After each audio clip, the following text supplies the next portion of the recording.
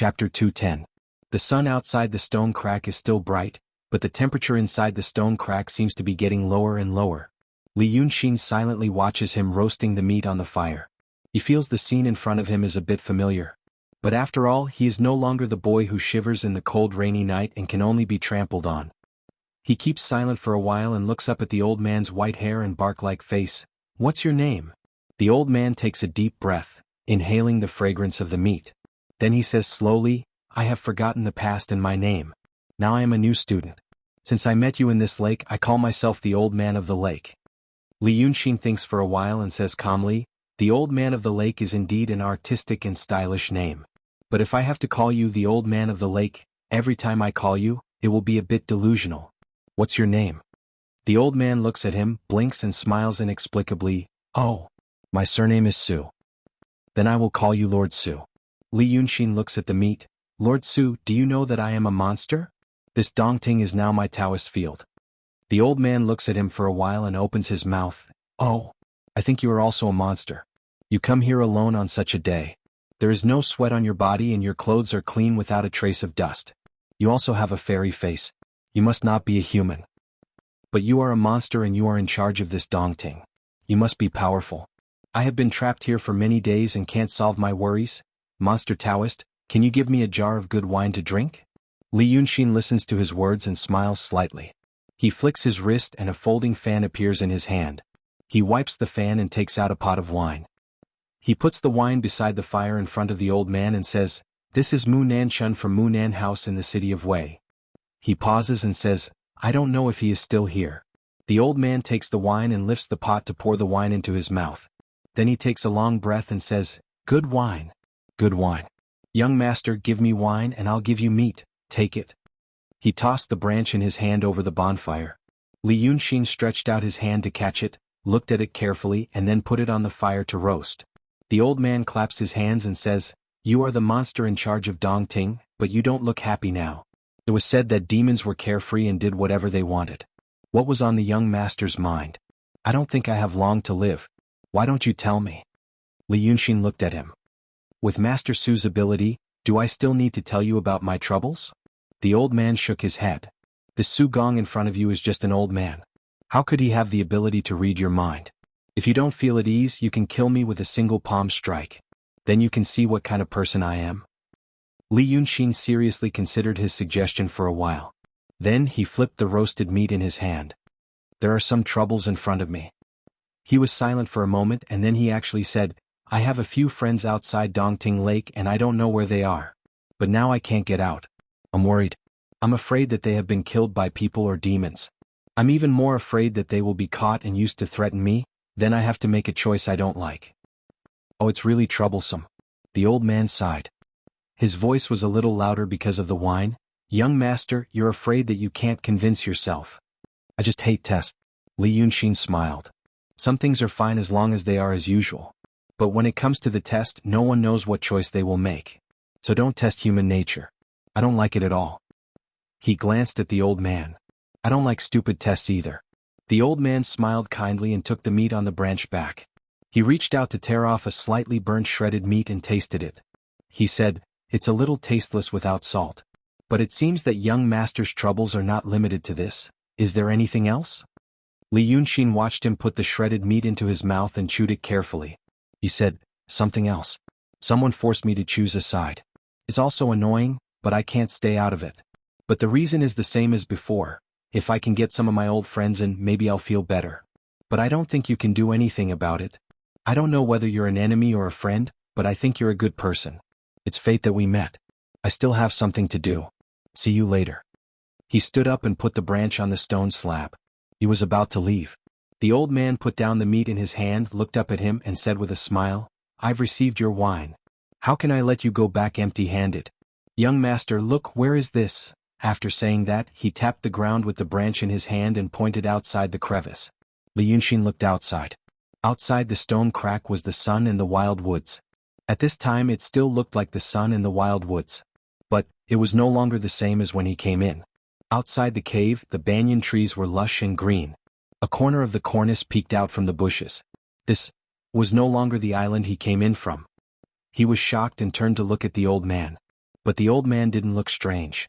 He just slowly tore the meat and occasionally drank a mouthful of wine, just like any other old man who was gluttonous. He smiled kindly at Li Yunxin and waved his hand. Go go. Li Yunxin was familiar with the old man's current expression. It was common, but it seemed strange at this time. It was the kind of expression a kind grandfather would have when he blew a candy for a child on the side of the road and watched the child run away happily. He wanted to say something several times, but he stopped himself. But soon he realized a fact. No matter who the other party was, their means were far above his. After escaping danger, he should make a divination for himself. He wanted to see if this was an unlucky year. Why did accidents happen one after another? But now he smiled and cupped his hands. Thank you very much. After that, he strode out and went straight into the forest. The old man squinted at him and shook his head. You're a good boy. Li Yunxin was sure that he was not on the island. After a few steps, he rode on a cloud and rose into the sky. He tried his best to look into the distance. But he realized that this place didn't seem to be the real world. Or rather, it was only a part of the real world. The banyan forest with a temple as the center was real, but there was white fog beyond 100 feet. He was sure that even if he rushed into the fog, he wouldn't be able to get out. So he went straight for a while and landed in the temple. It was a dilapidated temple that seemed to have been located in the wilderness. The 2 pairs of stone lions at the door were covered with moss, and the horizontal board of the main hall was also shaking. The ground was also covered with weeds and it looked very deserted. But as soon as Li Yunxin entered, the temple immediately became lively. 2 talismans went straight for him, and there were 2 whistling sounds in the air.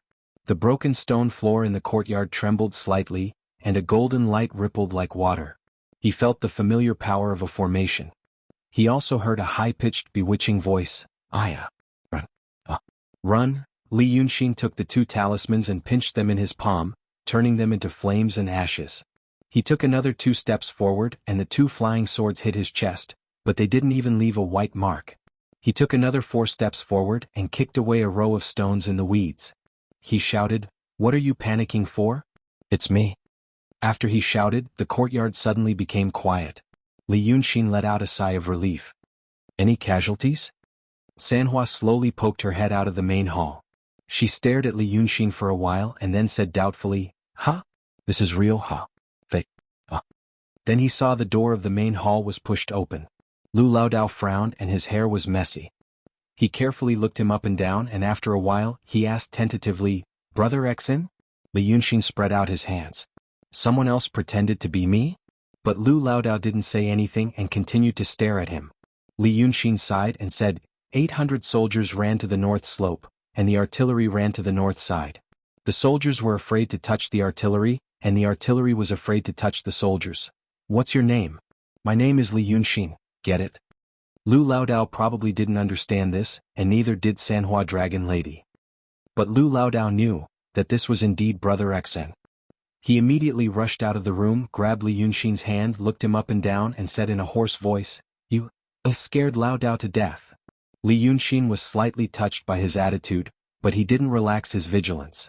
Things were strange. The Lu Laodao and Sanhua Dragon Lady in this temple knew that he was Li Yunxin, but he had no other way to know that they were the real Lu Gongzan and Sanhua. Because they were people of this era, they couldn't come up with any recognizable tongue twisters or elementary school English texts. Li Yunxin looked into the temple again. Where's Shirkuizi? At this time Laodao blinked and his expression became sad. She's hurt. The 3 of us are the only ones who have walked together. The others? Li Yunxin walked into the main hall of the ruined temple. He saw Shirkuizi lying on her side on the ground with Lu Laodao's Taoist robe under her body. There were no visible wounds on her body, but her face was pale and her breath was weak. He bent down to check her breath and then checked her pulse. Checking the pulse was one of the things that cultivators had to learn. In the early stage of foundation building, they had to understand the meridians and acupoints of the body to have good luck. But he didn't learn it well, so he didn't know what was wrong with Shirkuizi. He heard Lu Laodao talking anxiously behind him. That day Brother Xen sent her to the abandoned palace and asked the Ghost Emperor to take care of her. He also drew a substitute and put it on Nanshan Hill. I thought I would go get her after this was over. Who knew that something had happened to Brother Xen and he was nowhere to be found. So I took Jessen to look for the 4 generals outside the city. In the end I only found her. Sanhua stood at the door and looked at Li Yunxin with blinking eyes. When she saw Lu Laodao looking at her she said, Oh. I don't know. A group of Taoists came. Oh, that fierce one. Li Yunxin didn't want to listen to her, so he looked at Lu Laodao. Laodao looked at Shirquizi worriedly and said, Brother Xen sent them out of the city, and told them to guide the resentment of the dead souls outside the city of Wei. This was done safely, but we didn't know what the situation was like inside the city, so we waited outside the city. Who knew that a yellow-robed demon would come first, followed by a group of Taoist priests. They wanted to kill the Yin god as soon as they saw it. At this time we couldn't wait, so we ran away. Sanhua and I escaped together, and Justin, that child, was separated. Later, I thought that the child was still muddle-headed, and maybe she went to the old house of the Chow family. So I took the risk to go back, but I didn't find her. Then I went to the abandoned palace, but the palace was also surrounded by a group of Taoists. I saw magic and talismans flying all over the sky, and there was a real fight. The people on the streets were running for their lives. I only took a glance and saw the palace wall collapse. That ghost emperor. Alas. Lu Laodao sighed. That Emperor Zhaowu of the Yi dynasty brought her out and handed her to me, but she was surrounded by a group of Taoists. That ghost emperor, alas, alas. Laodao sighed 3 times and wiped his eyes. That ghost emperor is a ghost, but he's really loyal and courageous. He told I that Shirquizi was entrusted to him by you, Brother Xen. He, the emperor of the Yi dynasty, couldn't let you down. He used his supernatural power to send us out of the city and stop those Taoists. I waited outside the city for a while and saw the city was full of light and gloomy, but after a while, there was no sound. I don't know what happened. Li Yunxin was silent for a while and sighed with Lu Laodao. Then Laodao said, She was hit by a Taoist spell when she came out of the abandoned palace with Emperor Yi. Alas, Laodao, alas, alas. Li Yunxin thought for a while and stood up. I have demonic power in my body. He frowned and said, I can't just put some spiritual power and true qi into people's bodies to save them. This is a troublesome thing. But, what happened just now? Someone pretended to be me? Lu Laodao and Sanhua looked at each other, but, there was more than one. When we entered the temple there was fog around us. We couldn't get out. No matter how far we walked, once we got out of the fog we would still be in the temple. Then at night, people came one after another. They all said it was you, Brother Xan. But when I asked Laodao, I knew it wasn't you. Who else in this world can say the same thing as you, Brother Xan? They pretended to be me. Then they asked you something about me. Li Yunxin looked outside the temple. Did you see an old man? Lu Laodao thought for a while and opened his mouth to speak, but he couldn't hear any sound. Then his figure started to fade. The main hall was also fading. The whole world and the background were fading. Li Yunxin reached out to grab it, but he only had time to stretch his hand into the white fog that had occupied every inch of the surrounding space. But he still grabbed something. The fog suddenly dissipated. He found he was still sitting next to the fire. He was holding his folding fan in his hand. The piece of meat in the old man's hand was almost eaten by him. The empty wine pot was lying on the side. He looked at Li Yunxin with a smile and didn't speak. Li Yunxin took a deep breath. Sir, are you from Daotong? Chapter 211. I'm a person of this world, the old man said with a smile. At the same time he picked up the piece of meat that Li Yunxin put on the stone slab and handed it to him. It's cold and doesn't taste good. If you haven't eaten this, you really don't know what is the best taste in the world. The meat was indeed cold. A layer of white fat solidified on the surface of the dark brown meat, covering the original burnt smell. Li Yunxin looked at the meat and reached out his hand to take it. After hesitating for a while, he sat by the bonfire and put the meat on the fire. Was what I saw just now an illusion? Some of it was, some of it wasn't. Li Yunxin found that the old man didn't look very old and his movements weren't that slow. He should be a hale and hearty old man. The old man looked at Li Yunxin, but the information is always correct. The 3 of them are more than 100 miles away from the city of Wei, in that temple. That woman, she won't die for a while. Li Yunxin thought for a while. So, it's true. But the scenes and details I saw were all illusions. You just replayed them for me. The old man smiled. You are a smart young master. But how do you know what they will say and do? The illusion you created is so vivid that I can't find any flaws. I don't know. I don't have any supernatural power to create an illusion. The old man said with a smile. He seemed to like to see Li Yunxin's confused look, which made him happy and interesting, and also a novel experience. There is a good painting on the fan in your hand. You've recorded everything you've seen and everything you've thought. What you've seen just now is only what's in your mind, not what I've done. When he grabbed at the mist just now, he had grabbed his own folding fan. So you protected the three of them. Li Yunxin looked at him. What do you need me to do? The old man found some dry firewood on the ground and added it to the fire to make it bigger. The flames licked the meat in Li Yunxin's hand, and the fragrance rose again. He pointed at the piece of meat. Eat it first. Li Yunxin didn't say anything. He tore off a piece and put it into his mouth. An excited expression immediately appeared on the old man's face.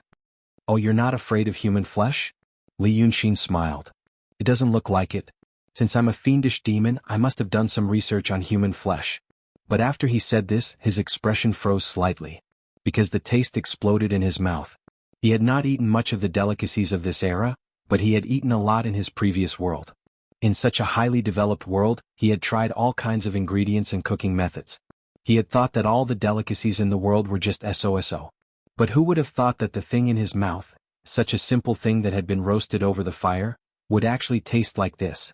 When he spoke, his teeth bit the meat into pieces. The aroma from the muscle fibers burst forth. It was as if every piece of meat was full of fragrance and freshness, and now it finally found a chance to release it to its fullest. Such an aroma filled his mouth in an instant, but he didn't feel tired. After the fragrance, there was a smooth texture and greasy freshness, drilling into every corner of his mouth, lingering on every taste bud. What is this thing? Li Yunxin's eyes widened as he looked at the old man. The old man had already given him too many surprises. Seeing his reaction, the old man just smiled indifferently and said, "We are all passers-by. Many things that were not strange in the past, but later on, we know that they are the most precious things in this world. Since you have tasted this delicacy, it means that you are not a boring person. Then this old man has one more thing for you to do." Li Yunxin didn't say anything else. The miraculousness of this old man had exceeded his expectations. The old man continued to say, "This old man still has a month to live, 30 days. You play with me for 30 days. If I enjoy myself to the fullest, I will do one thing for you as a return of your favor. If I don't enjoy myself to the fullest, I won't give you anything." Master Su's body seems to be still strong. Li Yunxin said cautiously, "No matter how I look at it, your lifespan is more than 30 days. Who knows?" The old man stood up. Li Yunxin noticed that the old man seemed to be slightly taller than when he first saw him. He didn't know if it was because he had straightened his back. The old man held a piece of firewood that was still burning from the fire and asked Li Yunxin, "Do you know what kind of meat you just ate?" Without waiting for him to answer, he threw the firewood in his hand into the dark corner between the rocks. The corner was illuminated. With the help of the firelight, Li Yunxin clearly saw something. At first glance, it looked like a person who had his stomach cut open. White and fat, his stomach was cut open. One of his legs was missing and the other was half broken. The meat he ate just now should have been cut from that thigh. He was lying flat on a big rock in the corner, one hand hanging loosely down, and his head slightly tilted back.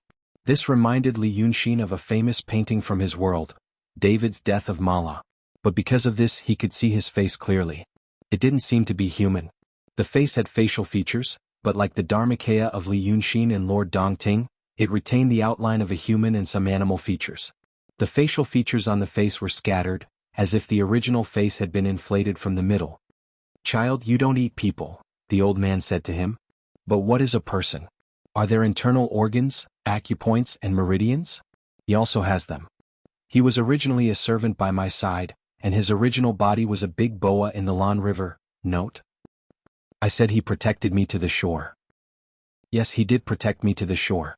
But like my son and daughter, he didn't have any good intentions. He coveted my things. But I'm just an old man who's about to die. What good things do I have? Alas, in the end he became my food. He is now a Dharmakaya of a demon. If you cut open his body, he's no different from a human. Is he a human? Seeing that Li Yunxin didn't speak, the old man continued, "Let's talk about other things, not just the internal organs but the brain. It's said that humans are the most intelligent of all creatures and they have wisdom. But did the demon have any intelligence? Eating such a thing that's no different from a human. Is it eating a human or is it eating wild game? Now think about what you just ate. Do you still think it's delicious?" Li Yunxin was silent for a while and then frowned slightly. "I thought you were from Daotong, but later I thought you were from the demon. You saved my people, so Daotong didn't use them to threaten me. So you seem to be on the side of the demon. Now you want me to eat this meat, eat it and show me its human body. The purpose is to make me feel uncomfortable. Look at it to break the line in my heart. I can eat this thing that has the same body structure and wisdom as a human, why can't I eat a human? Alas, but there are some things you don't know. Li Yunxin sighed. I've received higher education, so I know that even if the body structure looks the same, has the same thoughts and wisdom, but the DNA is different. You don't understand this word, but it's natural. But there's another thing. People say that he only looks like a human, but he's a demon. So what if he's really a human? You don't know my past.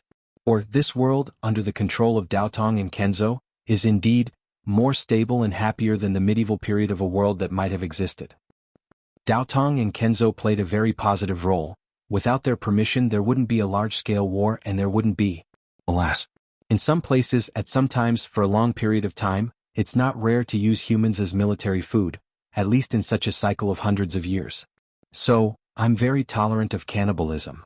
Li Yunxin looked at the old man. Whether or not to eat humans is not the essential problem is something else here. He pointed a finger at his head. An unexpected and novel smile appeared on the old man's face again. He laughed loudly. Good. You're such an interesting young master.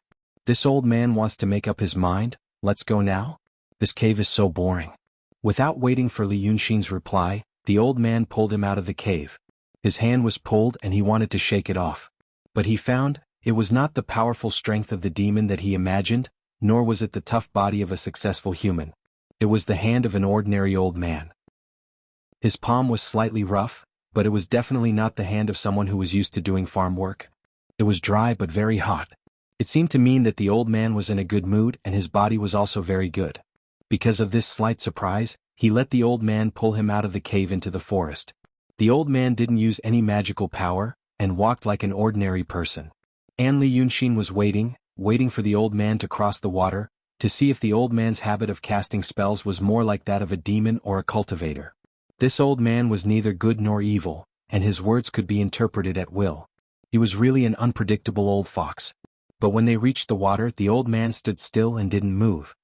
He only looked at Li Yunxin and said, "Take me away." Li Yunxin smiled. "Master Su has magical power, why do you need me to take you away?" The old man frowned at this time. "Child, when did I ever cast any magical power? Do you think I would lie to you?" Li Yunxin thought carefully, then he realized that he really didn't. From the moment he saw the old man until now, the old man didn't show any ability that an ordinary old man in his 60s didn't have. He entered the illusion and saw Lu Laodao and Triflower Dragon Lady, but he didn't see how the old man cast spells. Li Yunxin shook his head. "Okay. Since Duke Su likes to hide his strength, then I will lend Duke Su a helping hand." Then he waved his sleeve, and a gust of demonic wind swept the old man and himself up into the sky. Although flying was more convenient than when he was in the past, it was not as comfortable as when he was in the past. Flying in the sky, the wind was strong. The speed was also very fast. The strong wind poured into his mouth, making it difficult for him to breathe. The wind blew through his clothes, making him feel cold. Therefore, cultivators could only barely fly when they reached the transcendent state, and only when they reached the true state could they travel the world. Li Yunxin carried the old man up into the sky. He looked forward and deliberately flew very fast. After a quarter of an hour, he didn't see the old man say anything, so he turned his head slightly to look. He was shocked again. The old man's wrinkles were pulled together by the strong wind, and his eyes were closed tightly. His face was green and his mouth was half open. He looked like a person who was about to die. For a moment, Li Yunxin thought that the old man was deliberately deceiving him. But then he realized that if the old man was really a big shot like he expected, it was understandable that he was deliberately mystifying and pretending to be profound, but it was too undignified for him to act like this. He hurriedly slowed down and carried the old man behind him. He frowned and said, "You really?" The old man finally calmed down and pretended to be angry. "You little kid, why don't you believe me? You go alone." Then he suddenly swung his hand. Normally, an ordinary old man wouldn't be able to shake off Li Yunxin's hand. But seeing that the old man was about to get angry, Li Yunxin was prepared in his heart. Since he was prepared, he naturally planned to hit the enemy away at any time, so he only used a little strength in his hand. The old man suddenly broke free and with a kick, his whole body fell straight towards the lake. Li Yunxin originally wanted to fish him up. But he saw that the old man's face was still angry, and he was staring at him without a hint of panic. Thus he retracted his stance and just watched. He saw the old man's body fall all the way to the lake. When he was still a few feet away from the water surface, he shouted with a hoarse voice, "Evil creature! Come out and welcome me." As soon as his voice fell, the originally calm lake was suddenly stirred up by a foul wind and turbid waves. Then there was a deep roar like that of a cow under the water surface, and a huge shadow appeared. There was another loud noise, and a hornless evil dragon suddenly rushed out of the water, jumped up, and caught the old man on its head. Li Yunxin sucked in a breath of cold air in midair. Of course he recognized this evil dragon. It was the one that bumped into him in the White Forest 7 days ago.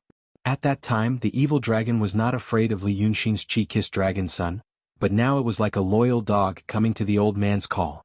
It was said that animals without intelligence knew the most about dignity and fear. Li Yunxin now looked at the evil dragon's head again.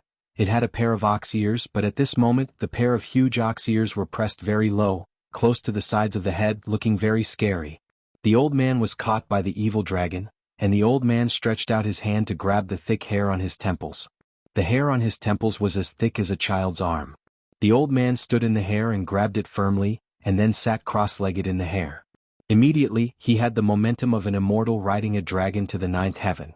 The dragon could not fly, it could only swim in the water. But at this time, there was an old man on its head, so it did not dare to bury its head in the water.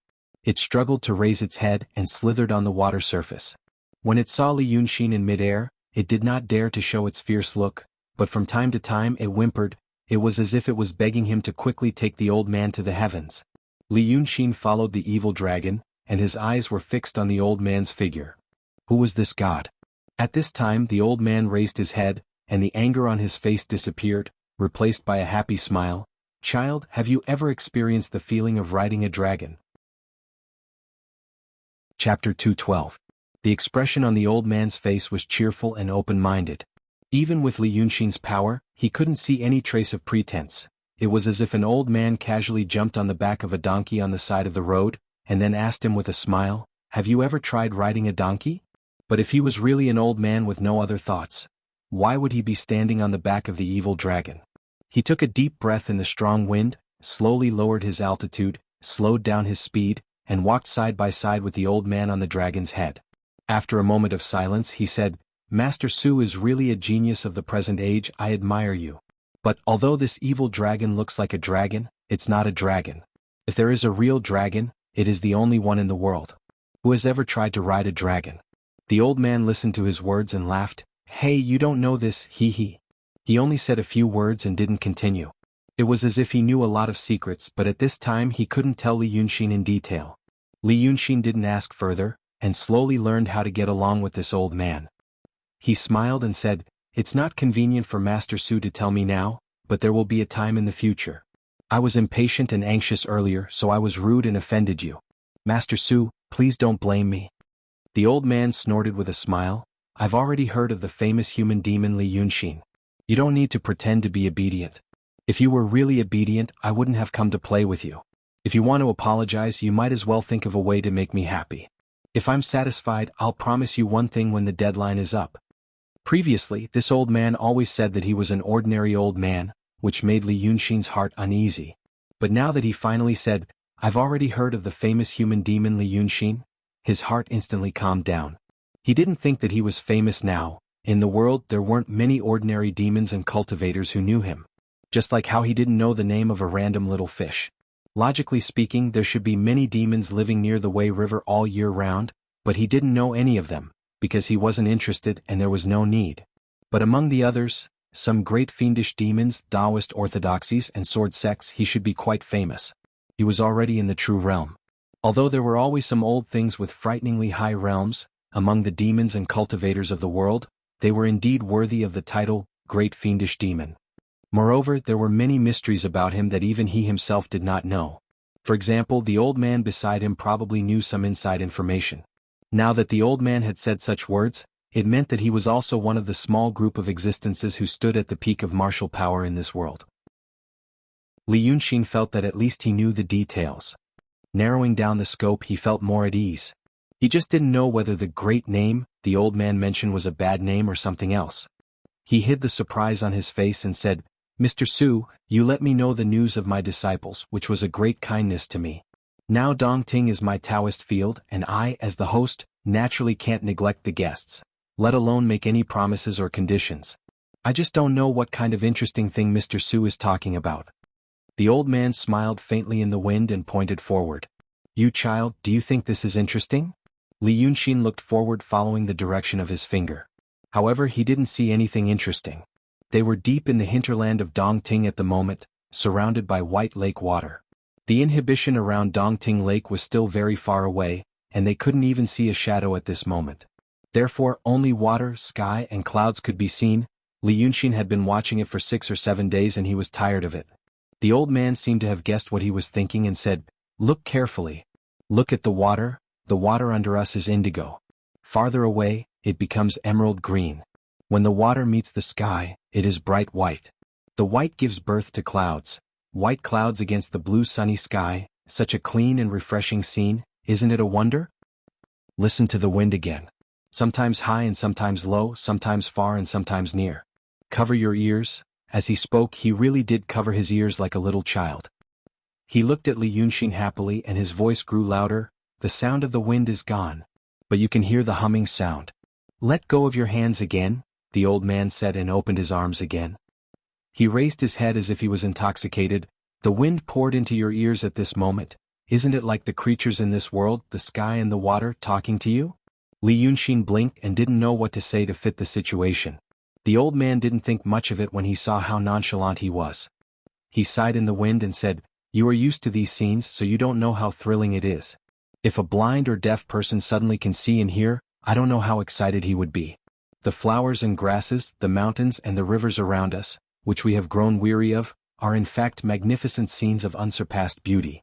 But," he sighed again, "I've been blinded by those mundane things. I can't see the real splendor." Li Yunxin's heart skipped a beat. Because of the old man's words and behavior, he also had a slightly inaccurate but unusually bold guess in his heart. He had actually experienced the feeling the old man was talking about. Moreover, he should have experienced it more deeply and intensely than anyone else in this world. He was born with memories of his previous world, memories of a longer time. He stayed in his previous world for decades, and in this world for more than 10 years.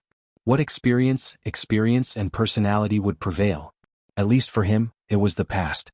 People in this world couldn't imagine what his previous world was like, but people in his previous world had imagined what this world was like countless times. Just before he died there, some kind of immersive virtual technology had matured, and he had even experienced it several times. A huge amount of experience and knowledge filled his mind. These things could not be replaced or forgotten in a short 10 years of experience in this world. He was born and opened his eyes. For a long time, even a chopstick in his hand was worth a whole day of study. He looked at the handmade marks on the tables and chairs, and the small patterns on the porcelain cups and lanterns. He looked at the riveting process of the wooden houses, and the quality of the window paper. At that time, the whole world was a huge mystery and novelty to him. He experienced it as a tourist and a native until one day he suddenly realized, "Oh, this place is real. I probably can't go back." The strong sense of novelty that was about to explode suddenly disappeared, and then he threw himself into those mundane things the old man talked about, magic and longevity. His situation was not exactly the same as the old man's, but some feelings were common. This made him even more curious about the identity of this Mr. Su. Who was he? He listened to the old man while thinking about it. His previous question of what kind of things seemed to open the old man's mouth, and then he couldn't stop. He first asked Li Yunxin to look at the water and clouds, and then asked him to listen to the wind. Then he began to ask him to smell the smell in the wind. The old man claimed that he could smell hundreds of smells in the wind, and he could know what the owner of the smell was doing based on those smells. To prove his point, he also asked Li Yunxin to dive 100 meters deep into the water and catch a fish from a stone cave. Then he used the thick and sharp mane of the evil dragon to cut open its stomach for him to see, to prove that what he said was right. This big fish had just eaten a small fish, and there was a taste of fear in its stomach. Hidden under his old appearance was a heart full of emotion and vitality. He was so sensitive and perceptive that Li Yunxin would have categorized him as a mental patient without any hesitation if it weren't for the fact that his speech was still orderly and rational. But this old man also reminded him of a Taoist scripture. The virtuous one is like a pure child. Such a journey was not easy for Li Yunxin, but it was not difficult either. He was used to guessing a person's heart through their expression, tone, and words. That was because there was always logic in a person's words. And this logic, if one were to go deeper in Li Yunxin's case, it meant concealment. Because, therefore, this kind of thinking pattern seemed simple and direct, but the content of the because had already paved the way for the therefore to lead to the later therefore. People, whether trained or not, all had this innate concealment instinct. Because of this instinct, everything could be traced. What would happen if a person spoke without any rules or rules? What would happen if he spoke according to his heart? Li Yunxin used to think that there were two kinds of people like this. One was a crazy person who had lost his mind, and the other was the first one he had seen. He couldn't find the loopholes in the old man's thinking and logic. In layman's terms, he was so sensitive, and free to express that he was full of loopholes.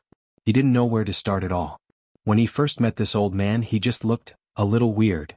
But now his true temperament was revealed more and more, and he was gradually becoming a fanatic. Finally, they arrived at Mount June. Compared with the time when Li Yunxin left here 7 days ago, the only change in Mount June was that a wooden pavilion appeared on the beach. It looked nothing like the original wooden pavilion at Sanhiku. But maybe Red Lady just needed memories and artistic conception.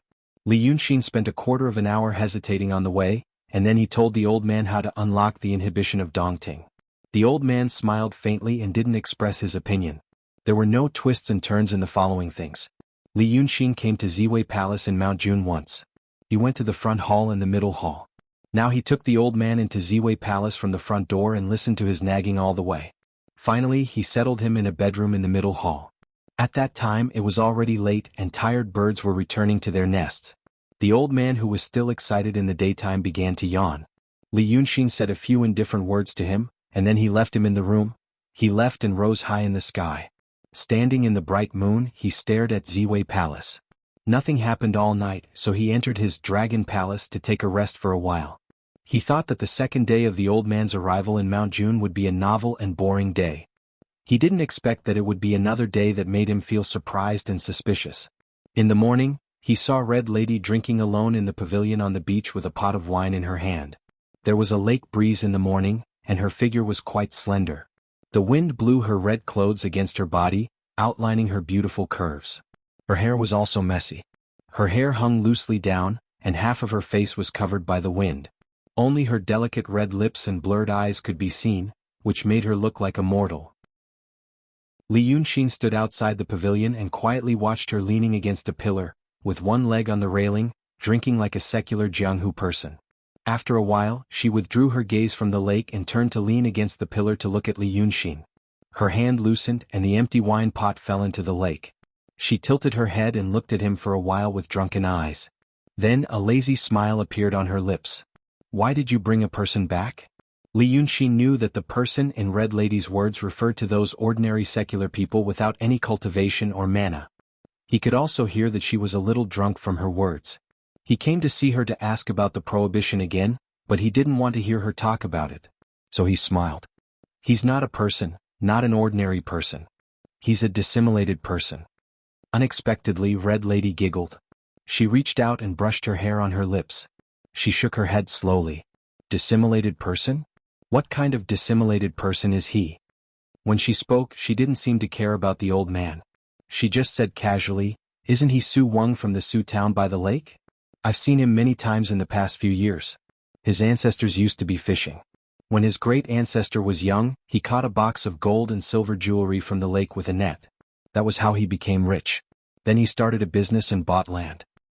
Later he became rich to his descendants, but he still lived by the lake for generations.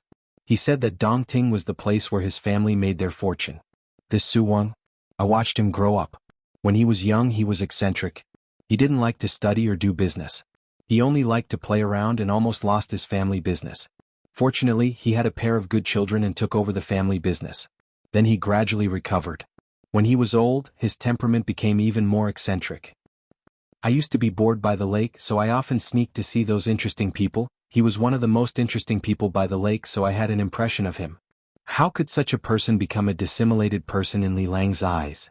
Li Yunxin listened to her in a daze. After 2 breaths, she blinked her eyes and asked, "Are you serious?" "Of course it's true. When have I ever lied to you?" "But you." Before the beauty could finish her rebuke, Li Yunxin's figure flashed and disappeared from where she stood. Chapter 213. The weirdness of this thing is beyond his imagination.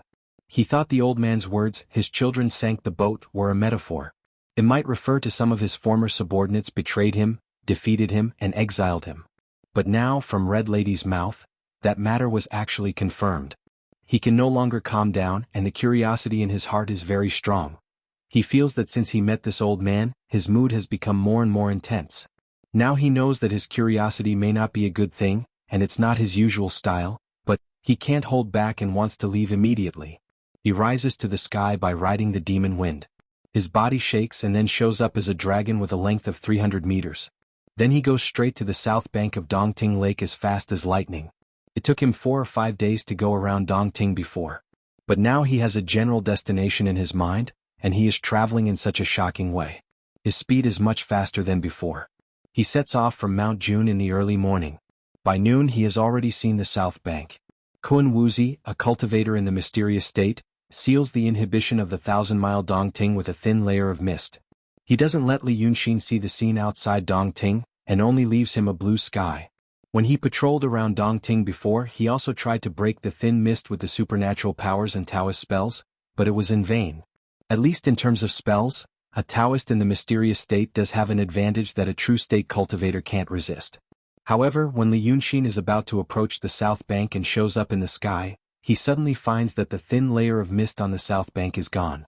He sees it clearly. There is a small dock far away, but it has been destroyed by the previous huge waves, leaving only a few rotten wooden piles. However, the road leading to the small dock is still intact, and there are people coming and going on the road. This is no longer the territory of the city of Wei, and it is not even the Hezhong state which belongs to the Wei River. But after all, it is the state capital of the Daqing state, and the customs are similar. Li Yunxin can tell at a glance that this is a funeral. He has seen such a way of doing things outside the city of Wei before. A stage is set up every few miles, and a troupe is invited to perform, regardless of whether people are listening or not. There was a platform on the way to the pier and there were quite a few people there. For the time being, Li Yunxin didn't think about how the thin mist barrier dissipated. He just hid his figure and flew to within 10 feet of the southern shore. He tried to walk out, but the restriction's gentle yet resolute force pushed him back. Thus, he stood quietly at the end of the road, watching the people in front of the stage. Red Madam said that the old man was indeed Su Wang, who lived in Su Town. And Su Zhen. Li Yunxin knew about it. The city of Wei was the capital of the Hezhong prefecture. The south bank of Dongting Lake was the state of the South River, but the river here was not the Wei River but the South River. The South River was not a branch of the Wei River. Although the river was not as wide as the Wei River, and the amount of water was not as abundant, it was a long river that ran through the east and west of the Daqing state. The mountains along the coast were not as majestic as the Wei River, and the hydrology was not as complicated as the Wei River. However, these just happened to meet the needs of people. In this era there were no horribly huge ships. The South River with a gentle water flow was enough to meet the trade needs of the Daqing state. Actually, the transportation lifeline of the Daqing state was not the Wei River, but the South River. Li Yunxin had learned about the prefectures along the Dongting Lake, so he knew that the capital of the state of the South River was the Huiqing prefecture. When he met Lu Laodao and the people of the Qiao's escort agency on the road for the first time, they were returning from the city of Huiqing to the city of Wei. In fact, it was much faster to go by water than by land. However, the businessman who asked for the escort probably felt that it was not as safe as walking on the water in the Dongting Lake, so he entrusted the escort to Qiao Duanhong. But it was also because of this that Li Yunxin met them in the city of Wei, and the Qiaos encountered those swordsmen, and the whole family was killed. Later, Li Yunxin was forced to do many things in the city of Wei, and many people died in the city of Wei. Now, no matter Daotong, Kenzo demons or Li Yunxin, they all felt that they had their own reasons. But no one asked who the tens of thousands of people who died actually offended and lost their lives for no reason. It was a pity that when the hero drew his sword, the common people suffered for 10 years. But these were just emotions flashing in Li Yunxin's heart. If he were a real teenager or a middle-aged man with a pure heart, he might reflect on these emotions and try to make some changes. However, after all, he was not a real teenager, nor a middle-aged man with a pure heart. In the previous world he was called sinister and black-bellied. In this world he was also called a demon. He selectively magnified some of his feelings and suppressed some of his feelings, which was the opposite of Su Wang. Now he stood on the dock and recalled what he knew about the Huiqing prefecture of Hunan province, the Su town under its jurisdiction. The reason why he paid special attention to Su town was that the clan power and scale in this town was terrible. This Su town was the second most prosperous place in the Huiqing prefecture after Huiqing city. Although it was called a town, it was more prosperous than some remote big cities in the prefecture. The population of the town was 60,000, but only a few hundred people did not have the surname Su. The decree of the Huiqing governor was useless in this town. It was said that the head of the Su family in Su town was really useful. He used to think that it was interesting that the head of a big family could compete with the governor of the same place. He also knew that this kind of thing often happened in ancient times, but after all, it was just hearsay. Now, even though it was hearsay, he could see a living example, so he paid more attention to it. Now, if what Red Madam said was right, the head of Su town that he was interested in before was Gong Su, who was terrifyingly clever. In Red Madam's mouth, Gong Su was a dissolute prodigal, a playboy with no ability. In Li Yunxin's eyes, Gong Su was a mysterious man with great magical powers and brilliant Taoist magic. These two impressions could not be reconciled in any case. However, after Li Yunxin stood by the lake and quietly observed and listened for a while, the doubt in his heart did not diminish. Instead, it became stronger. According to the people on the shore, the house of the Su family in Su town collapsed overnight. Gong Su, the head of the family, died, and so did his son and daughter. The cause of death was Gong Su's birthday a few days ago. His son and daughter knew that the old man liked to play most, so they drove the family's gaily painting boat to Dongting to celebrate his birthday. Not only the three of them, but also the heads and stewards of the branches of the Su family were on the gaily painting boat. Almost all the leaders of Su town were on that boat. Then it poured heavily from the sky. The people who talked were not knowledgeable. They only knew the word poured heavily to describe the water column made by Kuan Wuxia. Everyone knew that there was no way the people on the ship would survive. After the people died, they didn't see their bodies, so they should have gone to the lake to salvage them. But now Dongting Lake was also blocked. The gaily painting boat set off from this dock, so they could only worship at this dock. The council members of the Su town all gathered here these days. There were too many things to talk about. It should be known that the Su town was not only a town, it was also a huge economy with industries all over the country. It was no easier to deal with these things when almost all the high-level leaders were dead than to govern a small country. However, people didn't know how to explain the water column that day. They also didn't know how to explain why Dongting, which had been fine for thousands of years, could only be seen but not entered now. After the initial shock and panic, some people found a reason. There were schools of Daotong and Kenzo and Huiqing. Any officer in the city knew to make friends with those Taoists and treat them as distinguished guests. Therefore, some people said that the magistrate of Huiqing hated that the Su family was not under his jurisdiction and coveted the property of the Su family. He persuaded the cultivators in the city with real money to kill the Su family. People didn't know what kind of state could make such a big move, nor did they know the cultivation of the cultivators in the city. However, as long as they knew that those people were immortals, the inference and logic were self-consistent. Red Lady's statement was confirmed. However, she said it casually at that time. In fact, Su Wang was much more important than what she said. But it was understandable. The daughter of the Lord Dongting would not care about the gold, silver, and property of those people. For thousands of years, many ships had sunk in Dongting. Digging it casually would make people as rich as a country. Li Yunxin listened from noon to night. Some people were far away and couldn't hear clearly, but he could recover the words from the words of others. He used 6 hours to go through all the sayings of the people near the pier and memorize them. When he couldn't get any valuable information, he dived into the lake in the afterglow of the setting sun. He tried to go back to the deep-water island where he met Su Wang for the first time and looked for possible corpses in the water. However, it was not an easy task. A small pond might be stagnant, it was quiet and motionless when there was no wind. However, a big lake like Dongting could almost be regarded as a small ocean. The temperature and density were uneven, so there were many large and small undercurrents under the water. The surface was sparkling, but there might be a whirlpool under the water. The undercurrents at the bottom of the lake crisscrossed. After so many days, the corpses had not been divided and eaten. No one knew where they had gone. Li Yunxin showed his Dharmakaya of God and Devil and stood at the bottom of the lake for a while. He realized that he had to find some helpers to do this.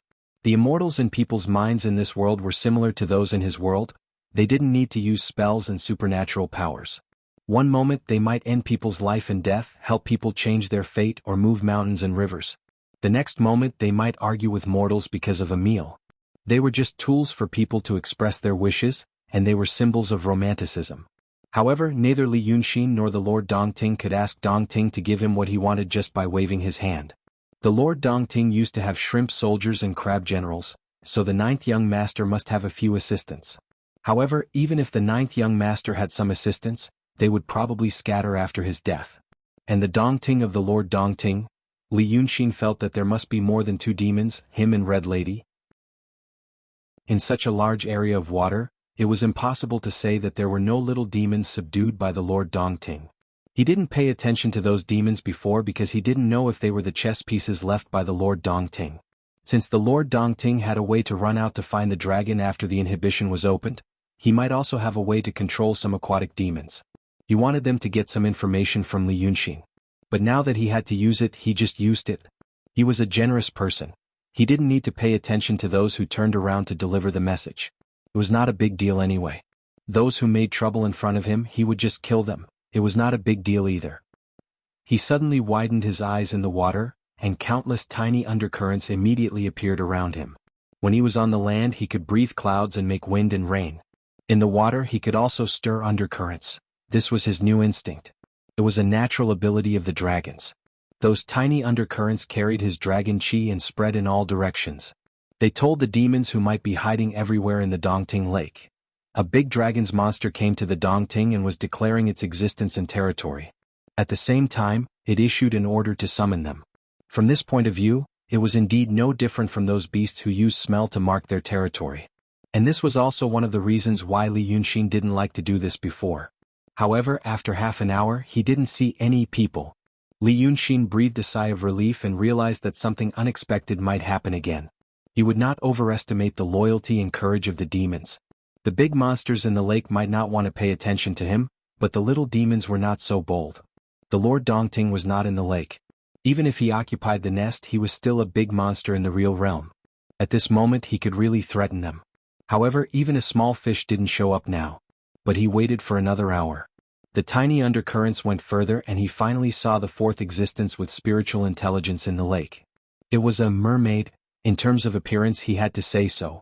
This monster had a human body and a fish tail. It seemed that he had just reached the critical moment of transformation. However, he couldn't make further progress because of his lack of personal ability, so he fell into this embarrassing situation. The monster Reiki was very heavy. It was released a few miles away, as if it was afraid that people didn't know it was a monster. Some big monsters would restrain their monster Reiki. Only those with insufficient personal ability would release it. They didn't release it actively. It was the leakage of monster Reiki in Wacken. He looked like a man with a round face and a smiling face. He had fat arms and a belly. However, his lower limbs were slender, and crimson. The combination of the two looked really weird. This monster seemed to be shy. He lingered in the undercurrents for a while before hiding behind a big stone full of water grass beside Li Yunxin. He peeped at him secretly. Li Yunxin had sensed him a long time ago, but he was not in the mood to make friends or win him over. He just wanted some information. So he asked without looking back, "Why are you the only one here?" Chapter 214. The red-tailed demon seemed surprised that Li Yunxin had noticed him. But he was not afraid. This was out of Li Yunxin's expectation. The demon in the lake should have heard of the ninth young master's reputation. Now that he had released his dragon chi, he should know that Dragon Sun had arrived. As he asked, the red-tailed demon swayed along the current and came to his side. He circled around him 3 times and looked at him carefully. Then he spoke in human language and clicked his tongue in wonder. "Brother, your attire is really awe-inspiring. But today the cave master and the demon general have gone to discuss important matters with the 10th young master. Brother, who are you dressing up for?" Li Yunxin listened to the demon's words and was slightly stunned. But after a few thoughts flashed through his mind, he frowned. He immediately used his magical power to disperse the undercurrents that were being sent in all directions. Although he knew nothing about the red-tailed demon's identity, status, or faction, the 10th young master was enough to make him cautious. The 9th young master was called the 9th young master, and now there was a 10th young master. Could this be a coincidence? His expression changed. He planned to get more information from the red-tailed demon. But then he realized that he seemed to be used to suffering. There was probably no other true state demon in the world who had been wronged like him. He was originally a cultivator of the transcendent state, and his cultivation level was not low. But they were both in the transcendent state, but Ling Kongzi was the center of attention, while he had to hide and pretend to be courteous. Later on he became a true state demon. He was supposed to be able to go anywhere in the world, but he kept encountering powerful cultivators. After such a torment, no matter what he encountered, his first reaction was actually, "I'll trick him." Li Yunxin sighed and leaned towards the red-tailed fiendish demon. This demon was also a tactful person. He smiled and moved closer, wanting to hear what Li Yunxin had to say. Unexpectedly he was grabbed by the neck and pulled to Li Yunxin's side. Although he was not good-looking, he had some skills. First, he struggled with all his might. He discovered that his opponent's strength was unimaginably great. He immediately revealed his true form and tried to escape. His true body was a slender little red carp, and he could slip away with a flick of his tail. But how could the dragon's ability to make water be compared to these aquatic creatures? Immediately he felt the water around him weave into a dense net, trapping him within. The red-tailed demon looked stupid, but at a time like this he had a temper. With a shake of his body, he revealed his half-man, half-fish Dharmakaya and shouted, "Do you know who I am?" His body immediately glowed red, and the upper half of his body inflated like a balloon. A row of fangs appeared on his face, making him look like a ferocious demon. Li Yunxin casually slapped him in the face, and immediately, the newly advanced fiend celestial returned to his original state. All the fangs in his mouth were scattered to God knows where. The demon's ears buzzed from the slap, and his face felt like 2 pieces of hot iron were stuck on it. Not a single part of his body was not loose, and he felt like he would fall apart if he was hit by the water again. He immediately retracted his aura and temper and begged for mercy. "Spare me, Grandpa, spare me, I was blind." Li Yunxin did not mind and only asked, "Who is the 10th young master?" The demon's eyes darted around, and just as he was about to make up a lie, he heard Li Yunxin say, "Speak carefully. After listening to what you said, I'll ask someone else. If it matches, then it's fine. If it doesn't, humph, I'm missing a fish tendon rope." This time he quickly gathered his thoughts, covered his face and said, "The 10th young master is a powerful demon, the 10th son of the dragon god. But she only lives in Dongting and never goes out of the lake. No wonder you don't know." Li Yunxin's expression was calm as usual. "Do you know that the dragon god has 9 sons?" The demon answered, I know. Li Yunxin shouted, "Then how dare you lie to me?" The demon panicked and waved his chubby hands. "Please don't be angry, your majesty, please don't be angry. Although the 10th young master is a dragon's, she is not born of the dragon god. The 10th young master is from Dongting, a giant flood dragon. Do you know about the giant flood dragon? The giant flood dragon is a kind of water monster in this lake. I don't know where it sensed the dragon chi, and it was born from nature. The 10th young master, who had attained the Tao of the great serpent, could be considered to have the bloodline of the divine dragon. However, unlike the other 9 sons who were born of the divine dragon and other demons, the 10th young master said that he was the true son of the dragon. But he can't stand the cheating of the other 9 sons, so he lives in seclusion in the lake." Speaking of this, his voice gradually faded, because he saw the pair of red antlers on Li Yunxin's Dharmakaya. At first he thought it was a disguise, but now, the more he looked at it, the more it looked like the real thing. So that's it. What the red-tailed demon said seemed to be the truth. The truth, he thought. Li Yunxin thought for a while, and felt that it was not impossible that the evil flood dragon in the lake had become a Taoist. But the possibility was not high. Lord Dongting killed the evil flood dragons every year. There should be no fish that escaped the net. But this red-tailed demon knew the word flood dragon, so the 10th young master must know it too. Back then, the Lord Dongting was surprised that he knew the word flood dragon, which meant that this matter should be a secret in Dongting. So whether the 10th young master was an evil flood dragon or not, she was probably not simple. Li Yunxin asked again without batting an eyelid, "What did you mean when you said that I dressed up like this?" The red-tailed demon spoke more carefully. He looked at Li Yunxin nervously and said, This matter is because the 10th young master said that she is the dragon's son, so she likes to call her residence the Dragon Palace. She also likes to call the masters of the 36 caves and the demon generals of the 72 schools as dragons, saying that they are her own dragon's son. 36 caves? 72 schools? The demon hurriedly explained, "This cave is not that cave and this school is not that school. This cave is actually a cave in the lake, a cave occupied by a big demon. It imitates Daotong and Kenzo and is called a cave. The school is also the undercurrent of the lake, The water is lush and there are many aquatic creatures, so it is also occupied by demon generals. It is called a school. Li Yunxin sneered, "You're quite ambitious. So you think I am an outsider demon seeking refuge with the 10th young master? But you can't feel the dragon chi?" The red-tailed demon had been nervous for a long time, and now he finally heard this. He trembled even more violently.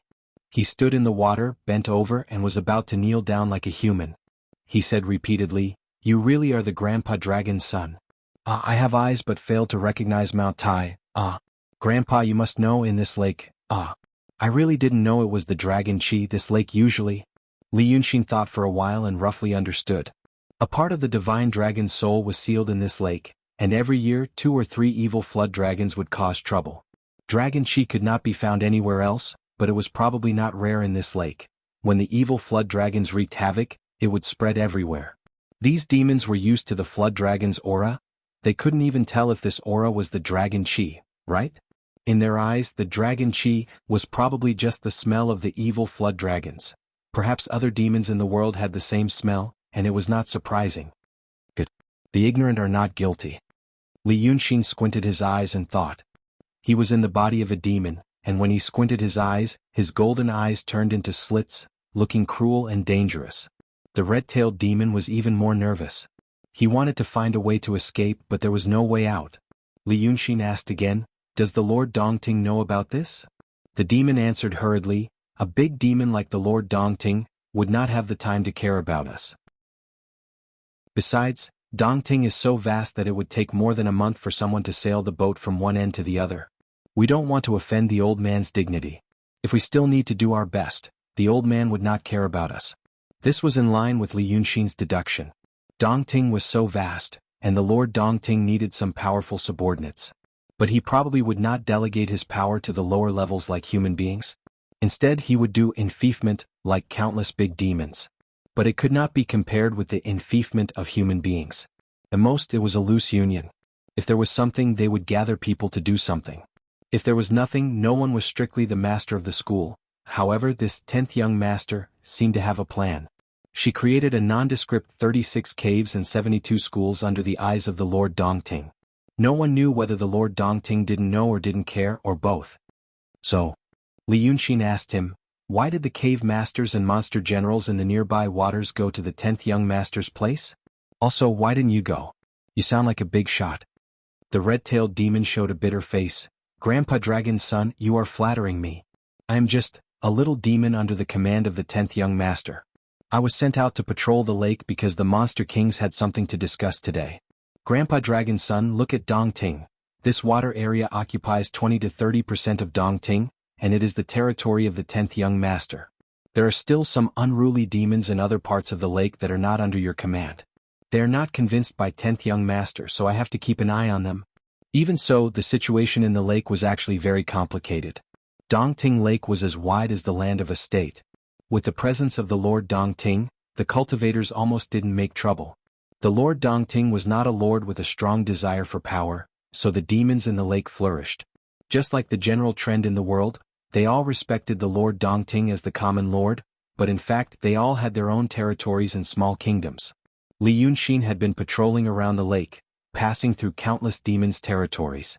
In normal times, there may be some bold demons who come to stop him. However, maybe it is because Dongting has just been turned upside down and is completely sealed by a layer of inhibition. Demons don't know what happened, so they don't want to tangle with him. He interrupted the red-tailed demon's complaint. "Tell me the important things. What did they go to discuss?" While listening to the red-tailed demon, he was thinking and analyzing the situation. Therefore, his expression slowly relaxed and he looked absent-minded. The red-tailed demon observed him and thought he might have a chance to escape. Therefore, he continued to say carefully, "But it was not about anything important. The 10th young master had a friend on the land called Su Zhizhang who lived in Su Town by the lake. A few days ago, Su Zhizhang and his family came to the lake by boat. The man asked the 10th young master to help him make a storm to get rid of a group of people on his boat. The 10th young master had been friends with him for decades and received many benefits from him, so he agreed. Unexpectedly, the 10th young master made a storm and sank the big boat. When she protected Su Zhizhang's boat to the shore, oh my God! It suddenly rained heavily from the sky. This heavy rain. In the end, the 10th young master failed to protect Su Zhizhang. The whole family died. After all, we were friends. The 10th young master asked us to find the body of the Su family and bury it next to his dragon palace. We also asked all the monster kings to go and pay their condolences. By the way, we can talk about the sealing of Dongting. It was really a case of wearing out iron shoes and fruitless searching, only to find it by chance. Li Yunxin was happy in his heart, but he didn't show it on his face. He pondered for a while and laughed. Oh, speaking of this matter, I happened to run into the corpse of the father of your 10th young master's friend, Su Zhizhang. I just happened to run into it. I came to Dongting to have fun, but I was trapped and couldn't get out. So I wanted to make some friends. Let me ask you, does the old man look like? He described Su Weng's appearance in detail.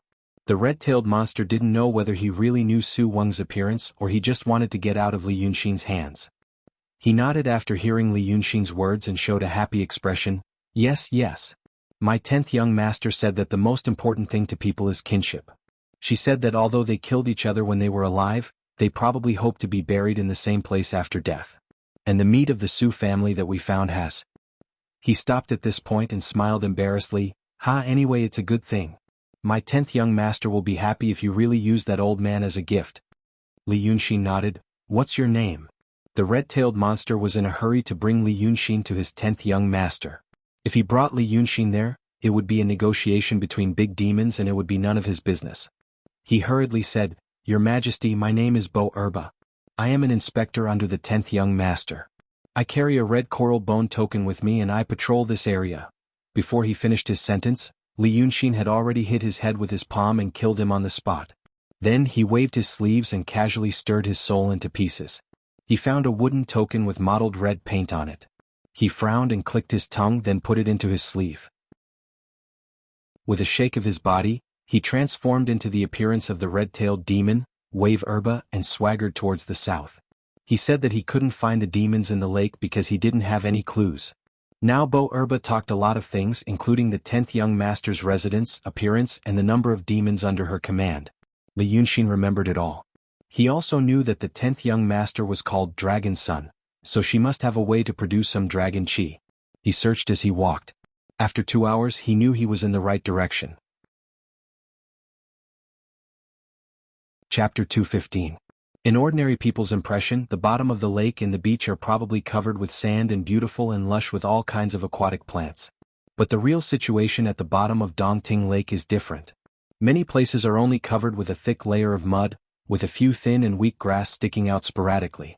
There are usually no fish in this kind of place. Even the hunters lurking in the mud are starving. In some places, there are protruding stones like mountains on the land.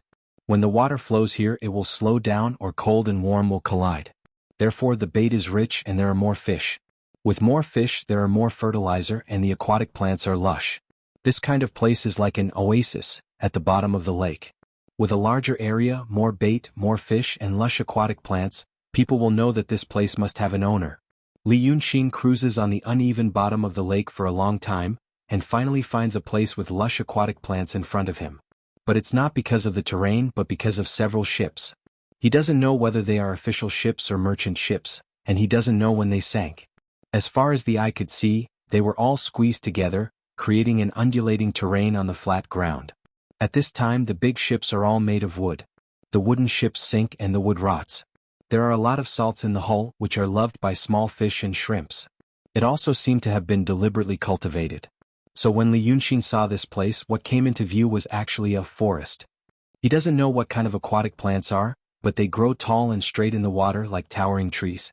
The roots are on the wooden ship, and the white whiskers hang down. Fish and shrimps go in and out of the forest.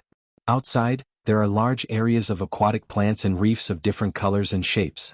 Li Yunxin looks at the reefs, which seem to be transported from Lake Tai by the rich people on the land to make a landscape. But there is no special design here. They are just piled up in 2s and 3s.